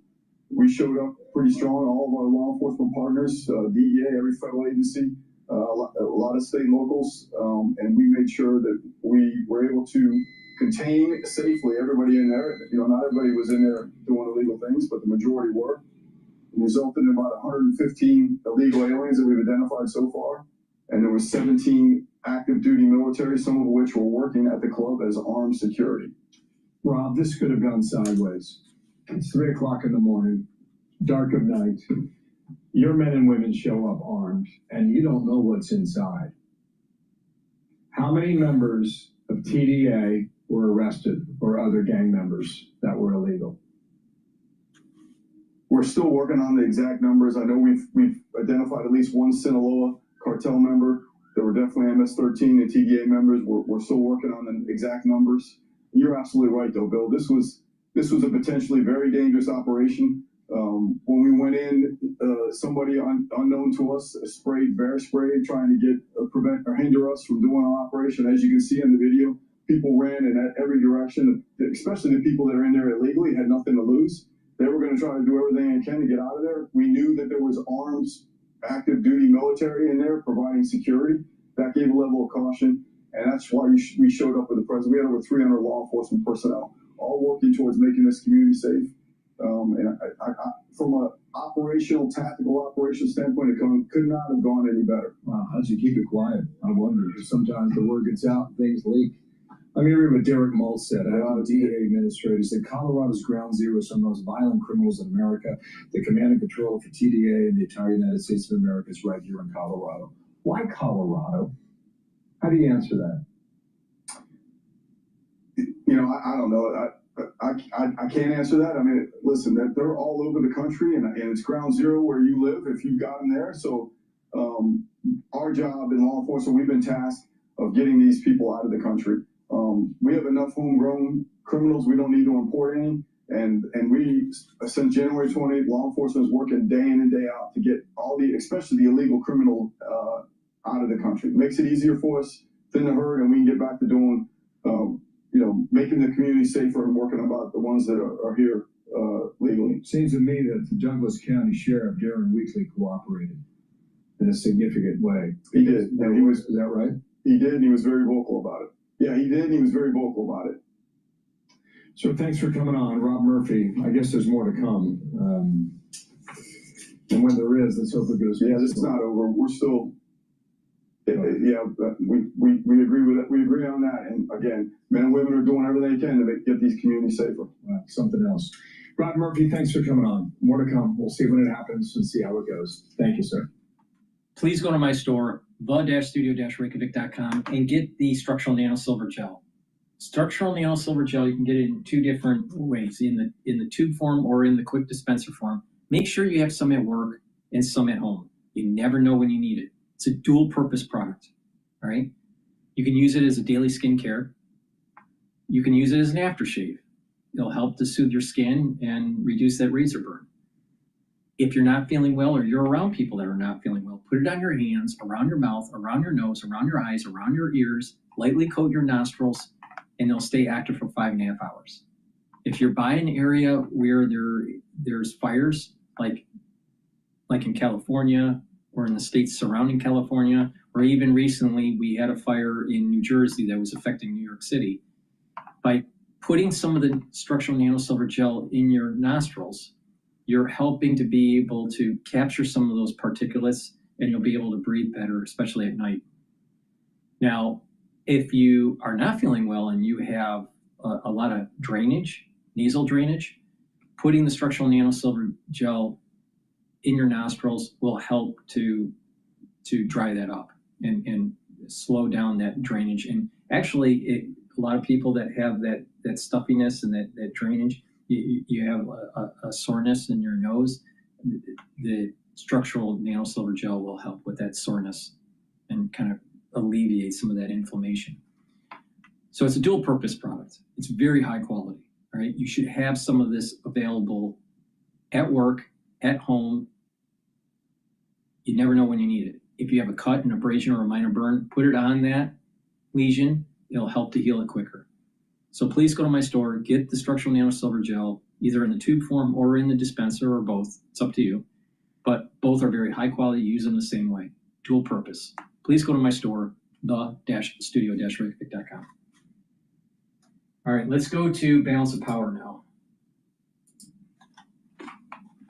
Administration, Congress may exert a little bit more authority. Plus, you also see a series of polls that came out over the past couple of days that show really, really bad news for Trump on his handling of the economy. There's an NBC poll, only 39% of people approve on his handling of the economy. Another poll showing 39% approval on the tariff plan specifically. So these are broadly unpopular stats for what was supposed to be Trump's signature issue of lowering prices and making people feel better about the economic outlook. As usual, you put your finger right on it. We're going to be talking with Cliff Young from Ipsos a little bit later on this hour with numbers suggesting exactly what you're saying, and specifically on immigration, to find this president underwater on the issue that really, you could argue, carried him into the White House, and one that has gone better than maybe most of his goals in the first 100 days, tells us what about the political reality of this administration? It really shows, and then there's a new poll out also from the New York Times this morning showing that Trump has gone too far on, that people wanted to see, a more secure border. They wanted to see, really a clampdown on illegal immigration. But hearing stories of American citizens being deported, American green card holders being deported, some of the sights and sounds from the prison down in El Salvador and just the brutal conditions. Also realizing too that people that they know and are in their community are being affected is really starting to give people pause of maybe that the administration is doing too much too quickly without a regard for sort of the immigration laws and processes that are in place. Yeah. Taking a look at the guidance, the schedule from the White House today, the president's having lunch with J.D. Vance, and then will later speak with the Speaker of the House. They're coming back, and I know as a creature of Capitol Hill in a former life, this is always a fun time for you. What are we in for in a meeting like this, walking into actual markups of this legislation? This is, of course, the reconciliation package that includes the Trump tax cuts and a lot of other big initiatives that he'll be judged on once again. So what you're seeing right here is Congress and the White House sort of trying to build the tax cut plane as they're trying to fly it. So they are starting to roll out pieces of this reconciliation bill. Largely, these are sort of smaller pieces, the less controversial. What they have not decided in is what is in the tax portion. That'll go to the Ways and Means Committee to get marked up, as well as what are the healthcare spending cuts that they're going to pursue. There's a big division, particularly between the House and Senate, of it. Do they cut Medicaid? If so, how much? All of that has to be decided, and that's what we'll see play out in a series of meetings. Trump and House Speaker Johnson are scheduled to meet around 2 o'clock today, and then later in the afternoon, Bessent and Kevin Hassett will go to the Capitol Hill to meet with congressional leaders. They have to make a bunch of tough decisions that are not going to be easy with the majorities they have, and they want to do it in the next 3 to 4 weeks. Yeah, right. I know you were a tax reporter at one point. You have a green visor stashed away somewhere. Tell us what's real, because we're hearing about extending or making permanent the Trump tax cuts. No tax on tips. No tax on overtime. SALT is in there somewhere. We're also hearing from this White House that you can't touch Medicaid. So is this all a massive multi-trillion-dollar deficit spending plan in the end? How do they pay for it? Yeah, basically this will be add a lot to the deficit. They're doing some budget accounting gimmicks that will essentially mean that the extension of the Trump first-term tax cuts won't be registered. This is the baseline. That's the baseline thing, but that'll still add, in real terms, about $4 trillion to the deficit over the course of the decade. How do those two coexist, by the way? What's the rule that we're using? Budget accounting is fake, funny math, but that's sort of the real economic cost. So what to look for here? There's sort of a handful of things that will be in the bill. One, this extension of the first term cuts. That's the vast majority of the tax cut package, which is important to remember because, CEOs, Republicans on the Hill are pointing to, this is going to be a big new tax cut that will really boost the economy. Most of what it will be is just extending what people already have. Yes. Then there'll be a couple little things thrown in, and that SALT was as a high priority item, no tax on tips is a high priority item. Maybe they fit a couple more of those things of deductibility for car loans, no tax on overtime, but they're not going to be able to do a whole lot more there. It's going to be a little bit to juice the economy, but it's not going to have a big sweeping effect. Debt limit is its own issue and may in fact be folded into this. But we're going to get an X date potentially this week, right? Or an updated X date. How is that going to impact the conversation around tax cuts and the rest of it? Will this all be, as the president says, one big beautiful bill? Do they have to get to the debt ceiling on its own? It really will depend what Treasury says either later this week or next week. They've signaled they'll come out with the X date, and their estimate is the one that matters. Yeah. We have other groups, CBO and others weighing in, but this Treasury date will tell us, do they have until August or September, as previous estimates have indicated, or do they only have until June or July? If it's the latter, if it's earlier than people are thinking, they may have to separate the debt ceiling from the tax. Yes, and then they're going to have to negotiate with Democrats on the debt ceiling, which makes it even more complicated. It will delay the tax piece. So Republicans are really, really hoping that this date is somewhere in August or September. That way they can get the tax package done, move the debt ceiling with it, and then go home for their August recess. Warren Davidson always tees up the next question. It's a remarkable talent that you have, because I wanted to ask you if Democrats are going to play along. Where's Hakeem Jeffries on the debt limit? if They gotta get something for this. if Democrats are able to get in there, this will give them incredible leverage. This is sort of the one leverage point that they'll have. So they wanted early exit. They would love it because in the House they could still probably pass this. They may, depending on how the Freedom Caucus is playing along, they may need Democratic votes in the House, but certainly in the Senate they'll probably need 10 to 15 Democrats to come on to vote for this. So this is where Democrats are starting to scheme of what can you ask for that is a big enough win, but not too big that it blows up the entire negotiation. Sure, so yeah. That's the conversation that Jeffries and Schumer and everyone are having right now. Fascinating conversation as always. We cover the waterfront with Laura Davison, our politics editor. That's why she's running things here in the newsroom. Great to see you. You survived the weekend. We'll do it again in another year. And Joe, tax cuts are going to be super important as an accelerant for a higher stock market. Please go to my store, the-studio-reykjavik.com. Get the structural nanosilver lozenges and drops. Really important. We're going into the allergy season. And like I said, if you're around, places that have wildfires, it's important to neutralize that irritant. When you have something that's irritating your throat, you're causing inflammation. And when you're causing that inflammation and a disruption in that epithelial lining, it weakens your immune system. You don't want that. You want to mitigate it right away. Same problem with allergies. So mitigate it right away. How? By taking structural nanosilver lozenges and drops. All right? You can create those secretions and maintain that mucosal barrier. Get the elderberry zinc lozenges. You get it in a 21 count per bag. Very high quality. Get a few bags for your household. Have some at work too. You never know when you need it. Or you can get the drops. The drops are a little bit smaller. You get 100 in each bag. You can get it in cherry flavor, in blueberry, and also in honey and lemon.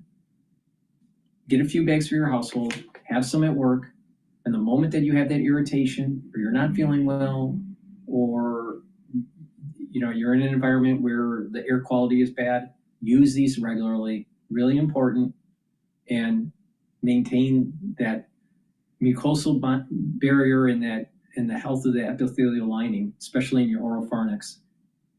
And that way you're helping your immune system. Please listen to me, all right? I know what I'm talking about with this stuff. Be prepared, all right? Go to my store, get the lozenges and drops, have a few bags available for your household or at work. You never know when you need it. It's better to be prepared than not. Use discount 5, you get $5 off any order, and if you purchase $150 or more on my store, you get a free gift until supplies last. All right, what I want to do is take a look at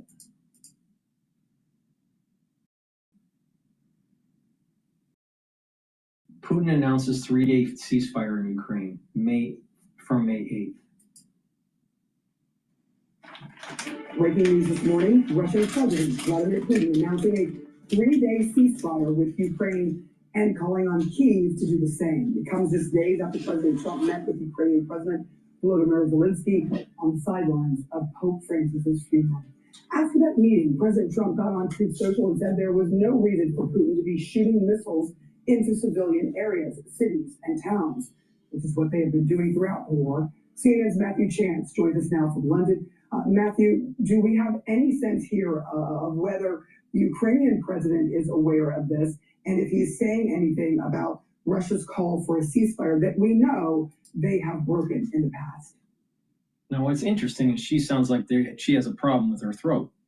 Maybe she should have taken my structural nanosilver lozenges and drops. It's a shame she didn't. Yeah, Sarah, I'm sure that Vladimir Zelensky follows the news like the rest of us and is aware that this latest unilateral ceasefire by the Kremlin has been announced. But you're right, it comes on the tail of more expressions by President Trump of his frustration with his efforts to try and bring a peace with the in the Ukraine war with Russia. And this is a 3-day ceasefire, a 3-day truce that's taken place from the 7th through the 9th of May over the period, in other words, when Russia, as Europe marks the end of the Second World War. Victory Day in Russia is May the 9th. There's usually a big traditional military parade on Red Square on that day. So it's over that period that this ceasefire has been announced unilaterally by the Russians. But a couple of things. First of all, it stops well short of the 30 days ceasefire that President Trump has insisted on as a first step in this peace process, and by the way, which Ukraine has already agreed to. And secondly, it was only 9 days ago or so that Russia called another truce, an Easter truce over the Easter period, which was violated, according to the Ukrainians, on thousands of occasions. And so, look, it's not exactly clear that this latest unilateral ceasefire declared by the Kremlin is necessarily the beginning of the end of the Ukraine war. All right, Matthew Chance, thank you so much for your reporting on this morning for us. Kate? Joining us right now is Democratic Congressman Adam Smith from Washington State. Of course, he's the top Democrat on the House Armed Services Committee. It's good to see you, Congressman. Thank you for coming in. What is your reaction to this unilateral ceasefire as we're now learning about it?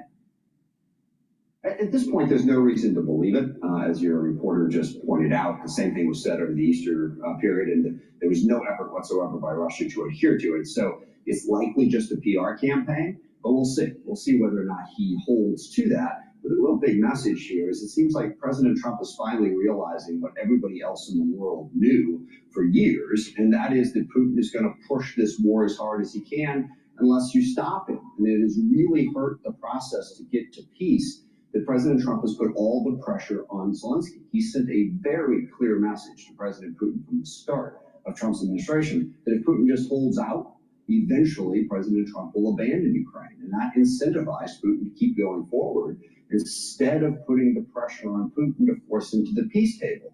Now, maybe, belatedly, President Trump has figured this out, but it's just a shocking amount of ignorance from this administration that has extended the war and placed Ukraine in greater jeopardy.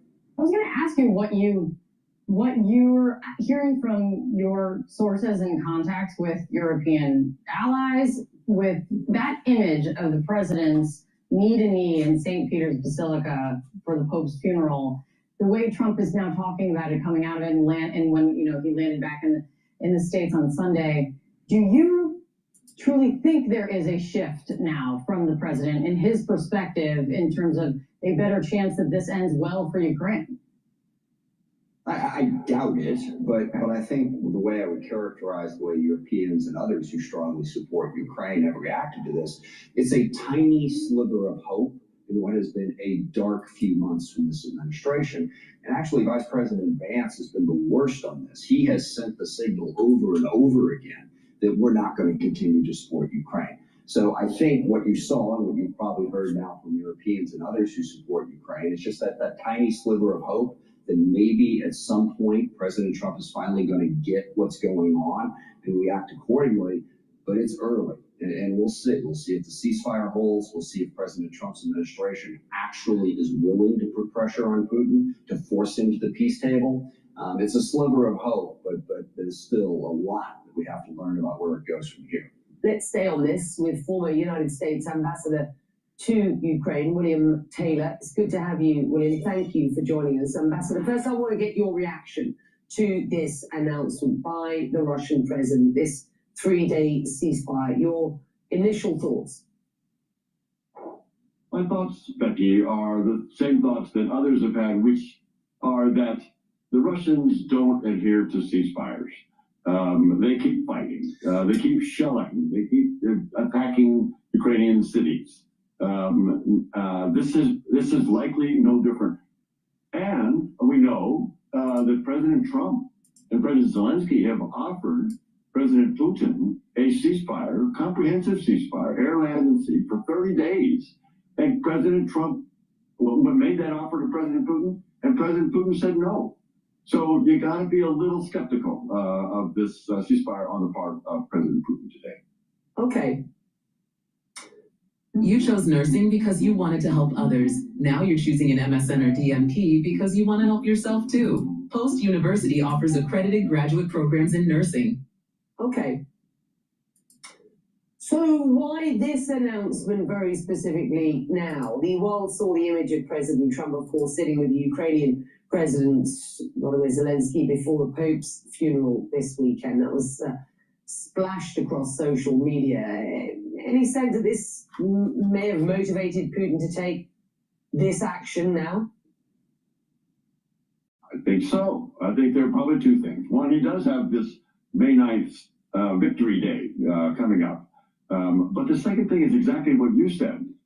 President Zelensky and President Trump had a very good, short, but a very good conversation in the Vatican directly for the first time, really, with no filters, with no aides, with no one else there. They had a direct conversation, and it sounds like, from both sides' report, it was a very good one. And coming out of that conversation, as you've reported, President Trump is increasingly irritated with President Putin, who keeps attacking Ukrainian cities and who keeps being the obstacle, who continues to obstruct any movement toward a real ceasefire, which President Trump is trying to get for. So I think there is that response from President Putin. He realizes that he is starting to be on the losing side. Just getting the Ukrainian response, Ambassador. This is it. Quote, the ceasefire must be unconditional because everything else is just Putin's tactical games. Well, it is conditional to a degree, or to the degree that it is just 3 days. And as you rightly point out, the Russians have been offered a 30-day ceasefire, and that has been an offer that's been on the table now for some time. So I guess that begs the question, what is Russia hoping to get out of this ceasefire? I think they would like to get out of the ceasefire some ability to have their celebration in Moscow.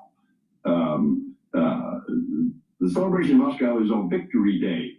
And clearly the Russians are not looking at victory at this point. Clearly the Russians have not accomplished anywhere near what they had hoped to accomplish in Ukraine when they invaded first in 2014, but then again, of course, in 2022. So they are looking at a non-victory day. They're looking if they are still fighting it on May 9th. This is not a victory, and this will be evident to the Russian people that they have not accomplished that victory.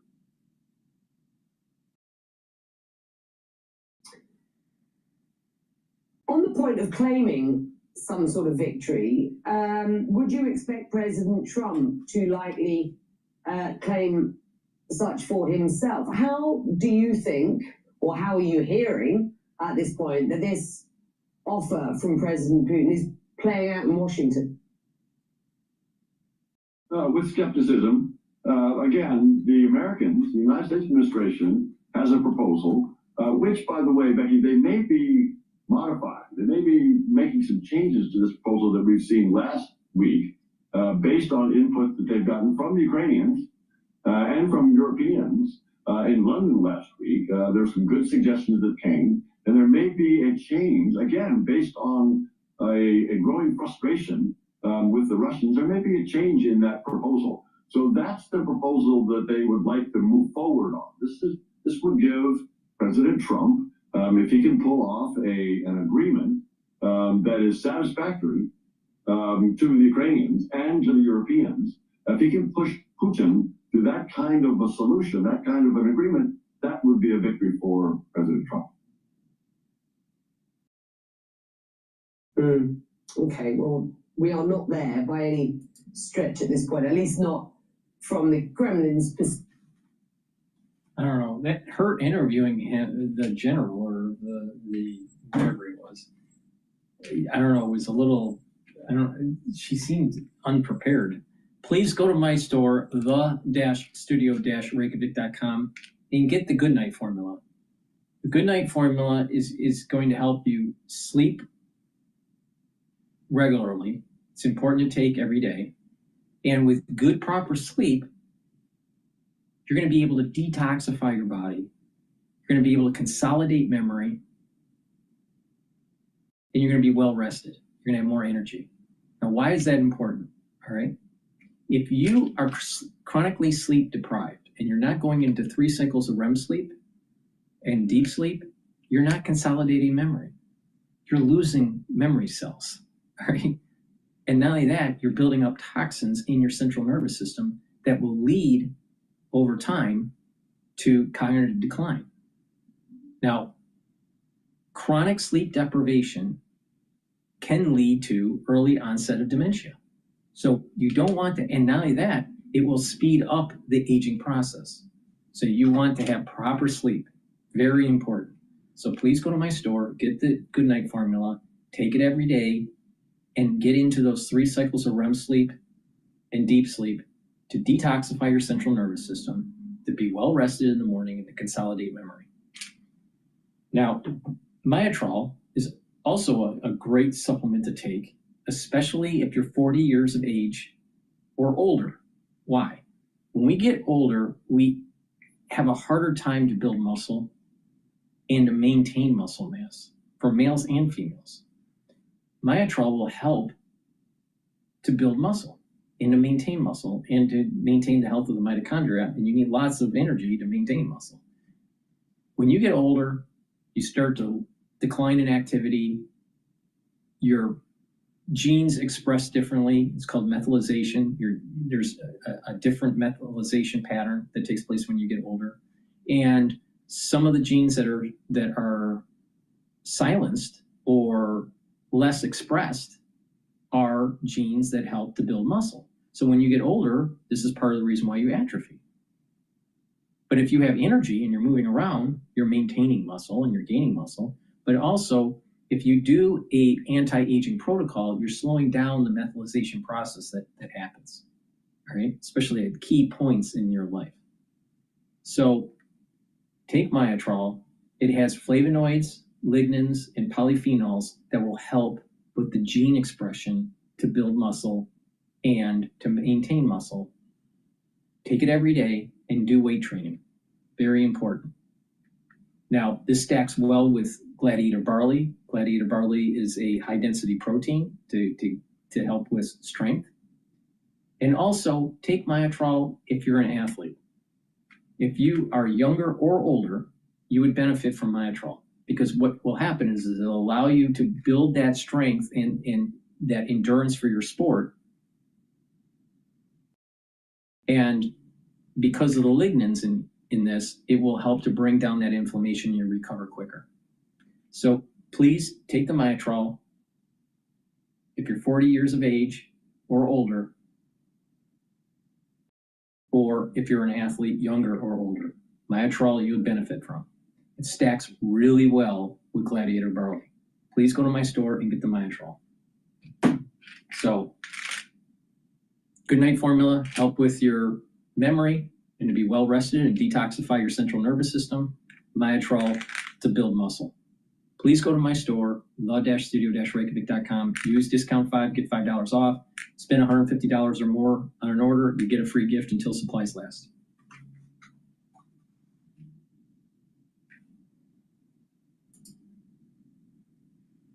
All right, let's see here.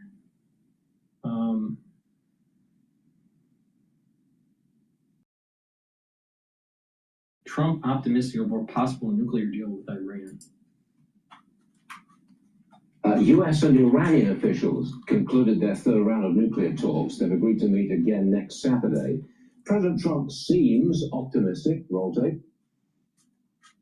On the Iran situation, I think we're doing very well. I think the deal's going to be made there. That's going to happen. Pretty sure it's going to happen. We'll have something without having to start dropping bombs all over the place. Hold on a second, Christian. We hear that our Americans are now okay with Iran keeping a nuclear program so long as it is a civilian nuclear program and they can't upgrade the uranium to bomb status. That sounds like a compromise to me. It is a compromise, and this is progressing. You know, Trump has said that he wants Iran to be prosperous. They can't just have a bomb. That's a change from previous U.S. policy, which has said Iran has to curtail all of its nefarious activities, like funding Hamas and Hezbollah and the Houthis. Trump is seen as more hawkish on this than his negotiator, Witkoff. They just announced some technical negotiators led by Michael Anton at the State Department to start talking about that nuclear program. The problem is with the uranium project. We're talking uranium, not plutonium. And the distinction is with uranium, you just have to keep going up in enrichment to get to a weapons grade quality. So if Iran retains the ability to enrich uranium, this looks a lot like the Obama 2015 deal, but there will hopefully be some other things that contain the regime. Got it. Christian Whiteman, thanks for your expertise. We appreciate it. If Trump lets them off the hook with their nuclear program, it will be very detrimental to our strategy in the Middle East. Look at the problem that's happening with India and Pakistan. All right?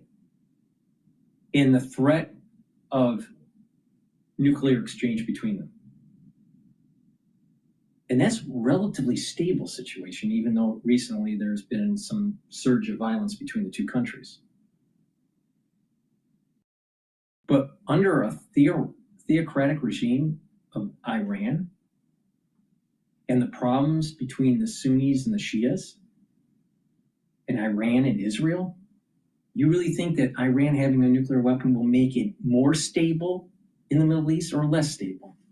This is a big mistake. Iran's nuclear program, even civilian, needs to be destroyed. They cannot, under a theocratic regime, they cannot have nuclear weapons because they are totally unstable. Totally unstable. Now, it would be different if the Ayatollah was forced to step down or was killed off, and that a true democracy flourished in Iran. That's a totally different story, because the Iranian people are actually pretty good people. It's the theocratic regime that is worrisome for stability in that region and worldwide. So they can't have a nuclear program under a theocratic regime, or it's going to lead to a nuclear weapon and a nuclear detonation. Stupid. Another stupid mistake that Trump did. Talks tough and then backs off. This is sometimes I voted for Trump all 3 times. All right. I want him to succeed. I'm not a never Trumper. I don't drink the Kool-Aid of Trump either. All right. I'm realistic. And I feel as though when it comes to Iran, if he doesn't stop the nuclear progression under the theocratic regime of Iran, he has failed. And if he keeps on, it's almost like amateur hour sometimes. You know, get the job done. Don't make the same mistakes as other presidents, because we will never in our lifetime have another president like Trump. So if he can't get this thing done right, then we are definitely going to have a problem in our lifetime with another president, and there's going to be a nuclear detonation. And it's because we failed.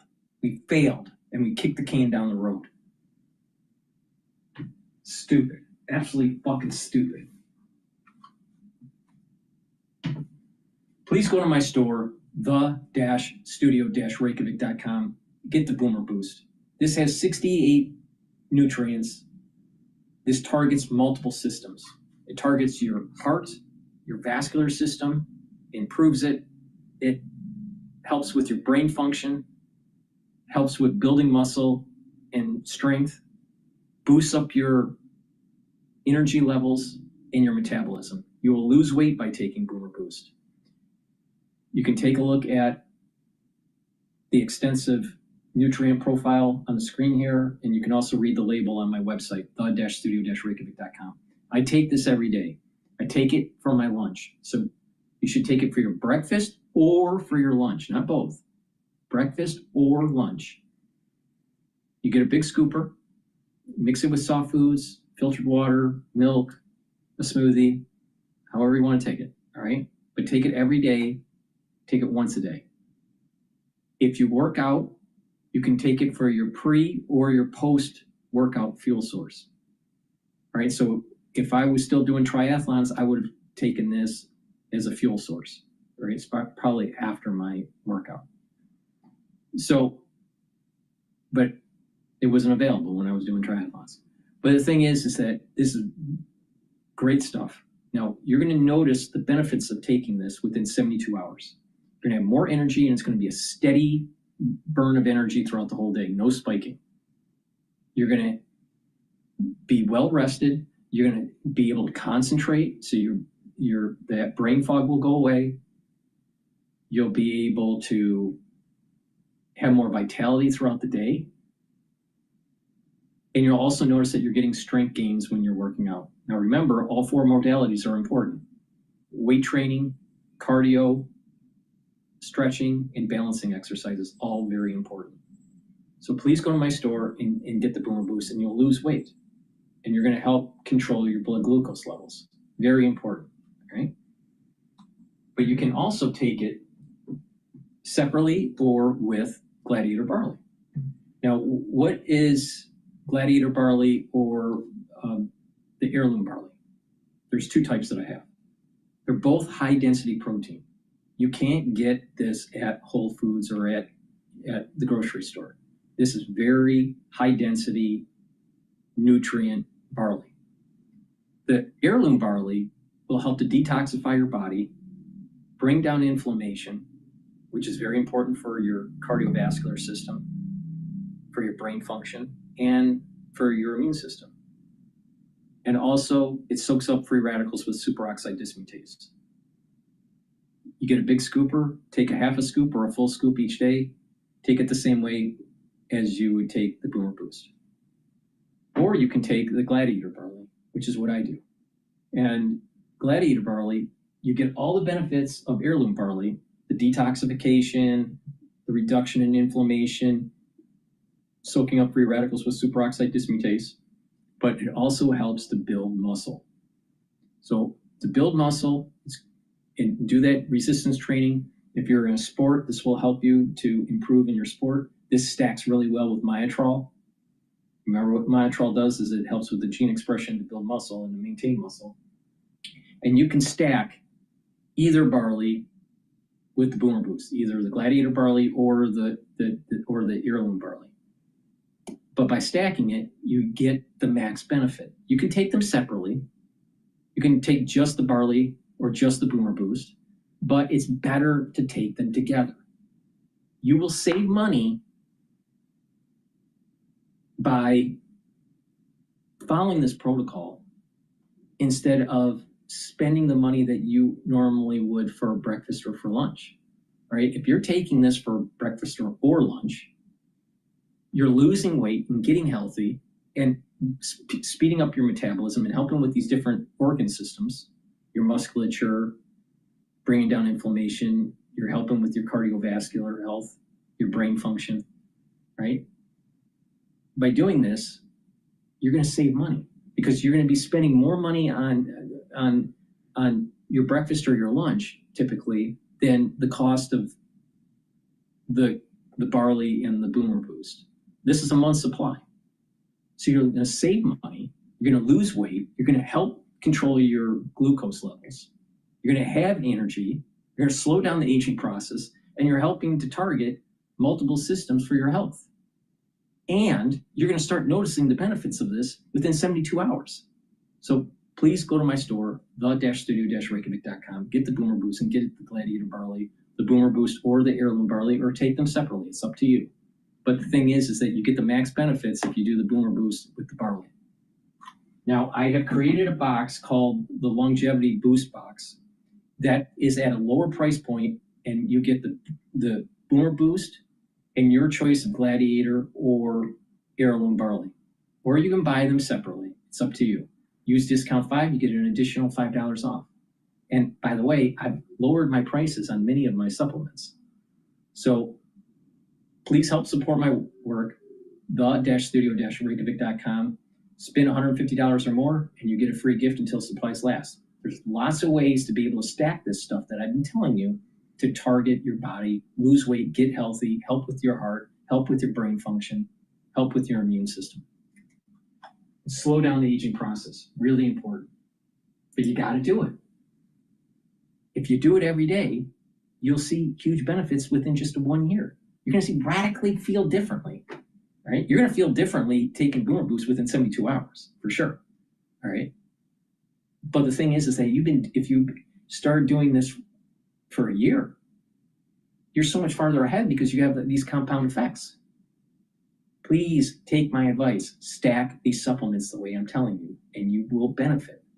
Now, again, like I said, there was this core protocol that I have, right? Max 35, max 14 or cleanse for the first pillar that boosts up your immune system. C60, the second pillar, soaks up free radicals. The third pillar, turmeric, ashwagandha, and lignans, helps with your immune system and helps with your cardiovascular system because it brings down inflammation. And the boomer boost to boost up your energy levels and your metabolism. So pay attention to how I'm stacking these, and you're going to benefit. Go to my store, the-studio-reykjavik.com. Maybe a president, or I'll ask you what you think of the first 100 days. It goes back to FDR. It's arbitrary, but it's something that the White House has decided to seize on, and in fact, hold a big rally, hold a big event tomorrow to try to, I guess, frame accomplishments in the first 100 days. Is this worth the effort? You know, it's hard to say if it's worth the effort. There's no evidence in the polling data that this sort of press forward strategy that they've had since he was elected is working. We've had more contact with Donald Trump as president than any other president I ever can recall in the first 100 days. I mean, almost like he's stepping on his own press. He does 2 or 3 events a day where he'll invite the press in and talk extemporaneously about any topic that comes to either his mind or any reporter in the room. So this has really been quite extraordinary. I used to wake up in fear because Donald Trump and John McCain had only one thing in common, and that is they seem to like to talk to reporters all day long. And John McCain was just like Donald Trump, as you reported. Ashley Parker calls him up out of the blue, and he takes a call, and they wind up with an opus on the recovering political fortunes of Donald Trump. That happened every single day with John McCain, and it did. John McCain's reputation as being open. I don't think Donald Trump actually gets the credit he's due on that. Now, that being said, he makes such crazy news in each of these conversations that it swings to the news, not to his willingness to talk. So I think what we're seeing is just a continuation. Rallies, active press campaigns within the administration to take control of the narrative, as you described, for this first 100 days. And look, there's no question it has been probably the most intense 100 days of any modern presidency. I think part of what was so interesting about the Atlantic articles, it reminded us of so many things that have occurred since the election and since the swearing in, that it's exhausting to read because you realize you can witness to that kind of report it. So it's a fascinating time to be a watcher. I can't even imagine what it would be like to be a senior member of the Trump cabinet, having to track all this for a day job. You know, you guys just both put that together so well, Rick. We all remember it was a laugh line for John McCain to refer to the press as his base, right? This president does not do that, Jeannie. In fact, he didn't go to the correspondents' dinner over the weekend. He's referred to, and by the way, that was decided before he went to Rome for the Pope's funeral, and he did get back in the U.S. in time to go. But that said, he didn't counter-program it, by the way. And is referred to, journalists as horrible people and the enemy of America and the rest of it. His relationship with the media, the people who are in that briefing room, and by the way, that's a changing cast of characters, as we've noted, has evolved or not in its first 100 days? I'm not sure it's evolved much. I think it's reflective of where he has always been. And I think we all can understand the reason that the framers protect the press in the First Amendment. They are absolutely critical to all of us knowing what is happening inside a room, 99.9% of us can't get into. So give the press credit. I don't think his relationship has changed. They frustrate him, he frustrates them, and it goes on. But, thank God they keep at it because we need a strong press at this point. Well, they're going to keep showing up in that room. That's one thing I can assure you. Rick Davis and Jeannie Shanzano, thank you so much. They'll be back in our second hour with much more to talk about here as we walk up on 100 days. There is actually some electoral news to get to north of the border today. As we've told you, Canadian elections happening. And it's been interesting because Donald Trump has played a very large role in this election, helping to boost the Liberal Party through the whole 51st state Governor Trudeau bid. We have seen the Conservative Party narrow the lead of the Liberal Party here. Liberals holding a 41% estimated popular vote share, Conservatives at 39. And I'm glad to say that we have sent the asset north of the border to follow this and do it right. David Gura is with us, Bloomberg correspondent, host, of course, of the Big Take podcast, joining us live from Ottawa. David, this is underway right now, and we can't discount the role that Donald Trump played potentially in the outcome of this election.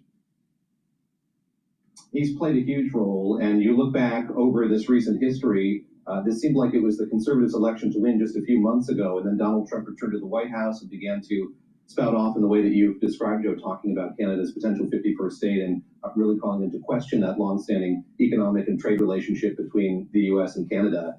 And even just today, he is infusing himself into the conversation here surrounding this election. He posted on Truth Social his endorsement, I guess, if you could call it that, and once again raised the specter of Canada losing its sovereignty and becoming a part of the United States. And you saw in reply to that, Pierre Poilievre, the Conservative candidate, weighing in on X himself, saying to Donald Trump, Mr. President, stay out of this election. This is up to the voters here in Canada. But what Mark Carney, the current Prime Minister, the Liberal leader, has been saying over the course of this campaign is this is the fundamental issue that voters in this country are grappling with now, what that relationship between the U.S. and Canada is going to look like going forward. And they need to pick a prime minister who's going to be able to stand up to Donald Trump in the Oval Office or wherever these conversations take place and have a really firm tone when it comes to what that relationship looks like in the future, Joe.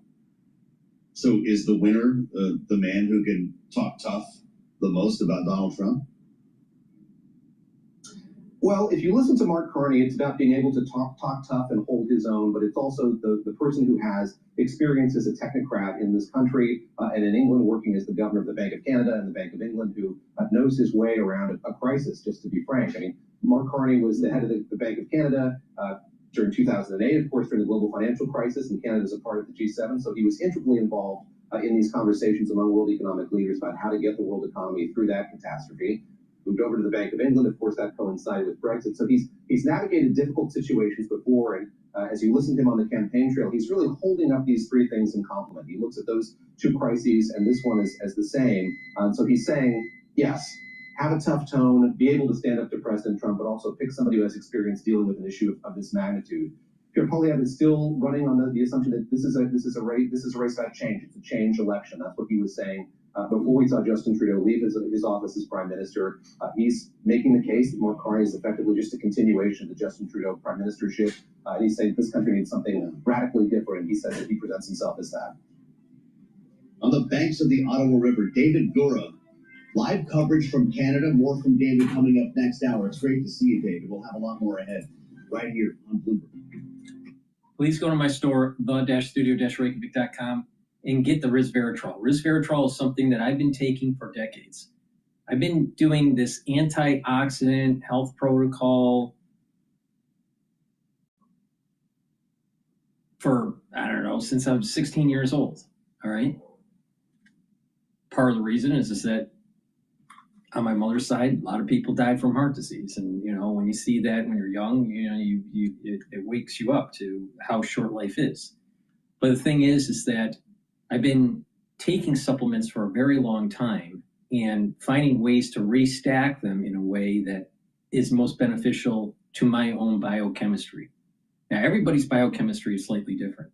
Yours, your family members, everybody's slightly different. So you're going to learn which supplements are better for you, what gives you the most benefit, all right? I'm telling you how I do it, and then you can customize it to get to fine tune it for your usage. But resveratrol is something that I've been taking for decades. Now, why? Resveratrol is an antioxidant. It'll soak up free radicals. It also helps mitochondrial health, so your energy levels will go up. When you have healthy mitochondria, your cells will perform better, especially your neurons. And this will help with youthful gene expression. When you start to age, you start to methylate genes, and when you methylate genes, you're turning them off. So your epigenetic profile changes when you get older. And so certain genes just don't get expressed as often or get expressed at all. You want to try to mitigate that. The more often you take resveratrol throughout your life, you are slowing down that methylation process. Now, resveratrol not only helps with youthful gene expression, but it also helps to get rid of cells that are in senescence.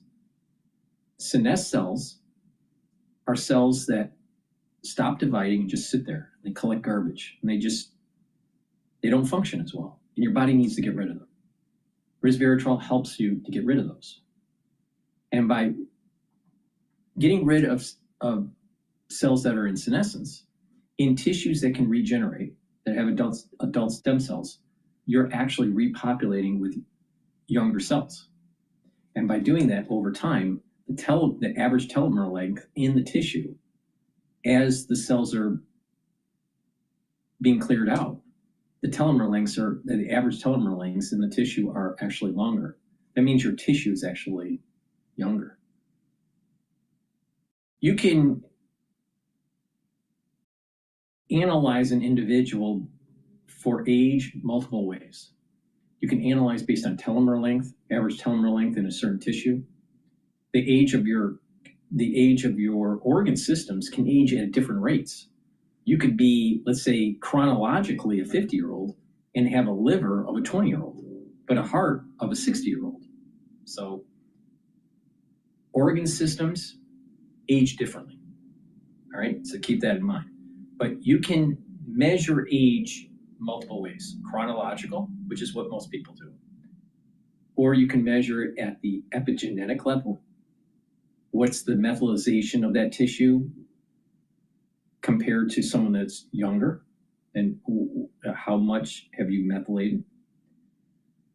You can measure telomere length. You can measure number of cells that are in senescence. Other biomarkers, in terms of blood pressure or lung capacity, cognitive function. There's all these different metrics that can be used to give you a mosaic of how your body is aging. Okay, hearing tests. You'll notice that certain frequencies you can't hear anymore when you get older compared to someone that's younger. So knowing where that frequency level is, you have an age level of your hearing.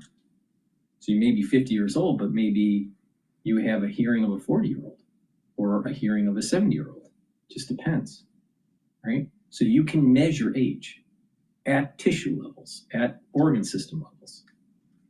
So the whole point here is that if you slow down the aging process and you do this compound effect, then you will fare better with your tissues and your different organ systems. So taking resveratrol every day and stacking it with other supplements, you get the max benefit. Resveratrol should be stacked with C60, with NAD+, ubiquinol, NAC, clarity factor. These are the types of supplements that will help with your different systems and slow down the aging process. So take resveratrol every day. All right, now let's talk about ubiquinol and NAD+. Ubiquinol is the most bioavailable form of CoQ10 that you can buy. You need CoQ10, especially when you hit age 40 or older. You need to take CoQ10. But most people take the wrong type of CoQ10, the less bioavailable. Ubiquinol is the most bioavailable form of CoQ10 that you can buy. You can't get a better CoQ10 than what you can buy on my store. You can't. Try it. You can't find it. So get the ubiquinol, and this ubiquinol will help to boost up your energy levels, soak up free radicals, help with the health of the mitochondria, and protect your neurons. Extremely important to start taking once you hit age 40, because you need to protect that neural health. Another way to protect neural health, when you couple it with the ubiquinol, is to make sure that you're doing all 4 modalities of exercise. Cardio to get good blood flow to your brain, balancing exercises to activate your cerebellum, stretching exercises to activate the neurons that are attached to the ends of your muscle, and resistance training to activate the neurons and the coordination to contract your muscles. Really important. And learn new things. Get that positive neuroplasticity. But protecting those neurons are really important. So take ubiquinol every day, and it stacks well with resveratrol. Now, NAD Plus is a supplement that's on my store that will boost up your NAD Plus levels. NAD Plus boosts up energy. It'll also help to repair DNA damage. When you get older, you start to accumulate DNA damage. You have certain mechanisms in your cells to repair that DNA. But as you get older, it gets harder to repair because you just have more DNA damage. And you have not just cellular DNA, you have mitochondrial DNA. And both of those get damaged. So to maintain the health of the cell and the health of your mitochondria, you need to repair the DNA damage. Take NAD+, and that will help with the repair of the DNA. Also, NAD+ helps to protect your neurons. And again, it stacks really well with the ubiquinol and the resveratrol. So this is a great stack to help with your brain health. But again, it's also about proper diet, exercise. Drink filtered water, stay away from processed foods. Get good blood flow, learn new things, have a positive mindset, either through spirituality or meditation, and you will fare much better. You will slow down the aging process. So please go to my store, the-studio-reykjavik.com, get the NAD+ and the ubiquinol and the resveratrol. This is a great stack. Please go to my store, the-studio-reykjavik.com. Use discount 5, you get $5 off. If you purchase $150 or more, you get a free gift until supplies last. As tariffs damage done. We talked to you about the prospect of empty shelves last week. The idea of supply chains already being scrambled. Is the damage done? So we're going to see a barrage of data point this week, and I would say exhibit 1 of the early evidence of tariffs would be in the non-farm payrolls report. So first, we still expect a very solid number. We're expecting a gain of 165,000, which is higher than the consensus. But in the details, you're going to see that the trade and logistics sector has slowed down hiring significantly. And I think looking forward to May and June's report, I think we're going to see, and pardon me, my expression, I think a bloodbath in the logistics sector. So in May and June is typically when you see trade and logistics sector contributing to, one of the top 3 sectors in producing jobs. The first sector that should be producing at least 400,000 jobs next month is leisure and hospitality. We also will see the damage of the decline in international tourists in the U.S., also the decline in domestic tourism. That is going to hit hotel staffing and all that. We're going to see all of that in the next jobs report, but we're going to see early evidence of that in this Friday's jobs report. Well, and when we think about logistics and kind of the volume of transit we are seeing when it comes to the freight that's being unloaded off the coast of California, how much would, even if we get some kind of agreement to keep talking with India and other Asian trading partners, really matter economically if the tariffs that China has against us and we have against China remain north of 100%? Is that not the greatest economic impact of anything that could come out of these? Yeah, that's right, Kaylee. So if we look at from a forecaster's perspective, if we were to forecast high frequency trade, all it matters is the number of container ships leaving China to the U.S.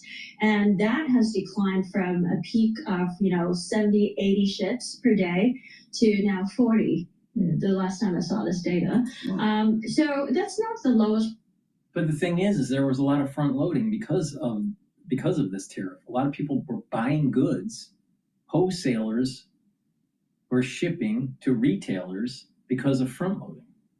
So of course there's going to be a little bit of a drop off. You know, to the basement level, not yet. However, but you're right.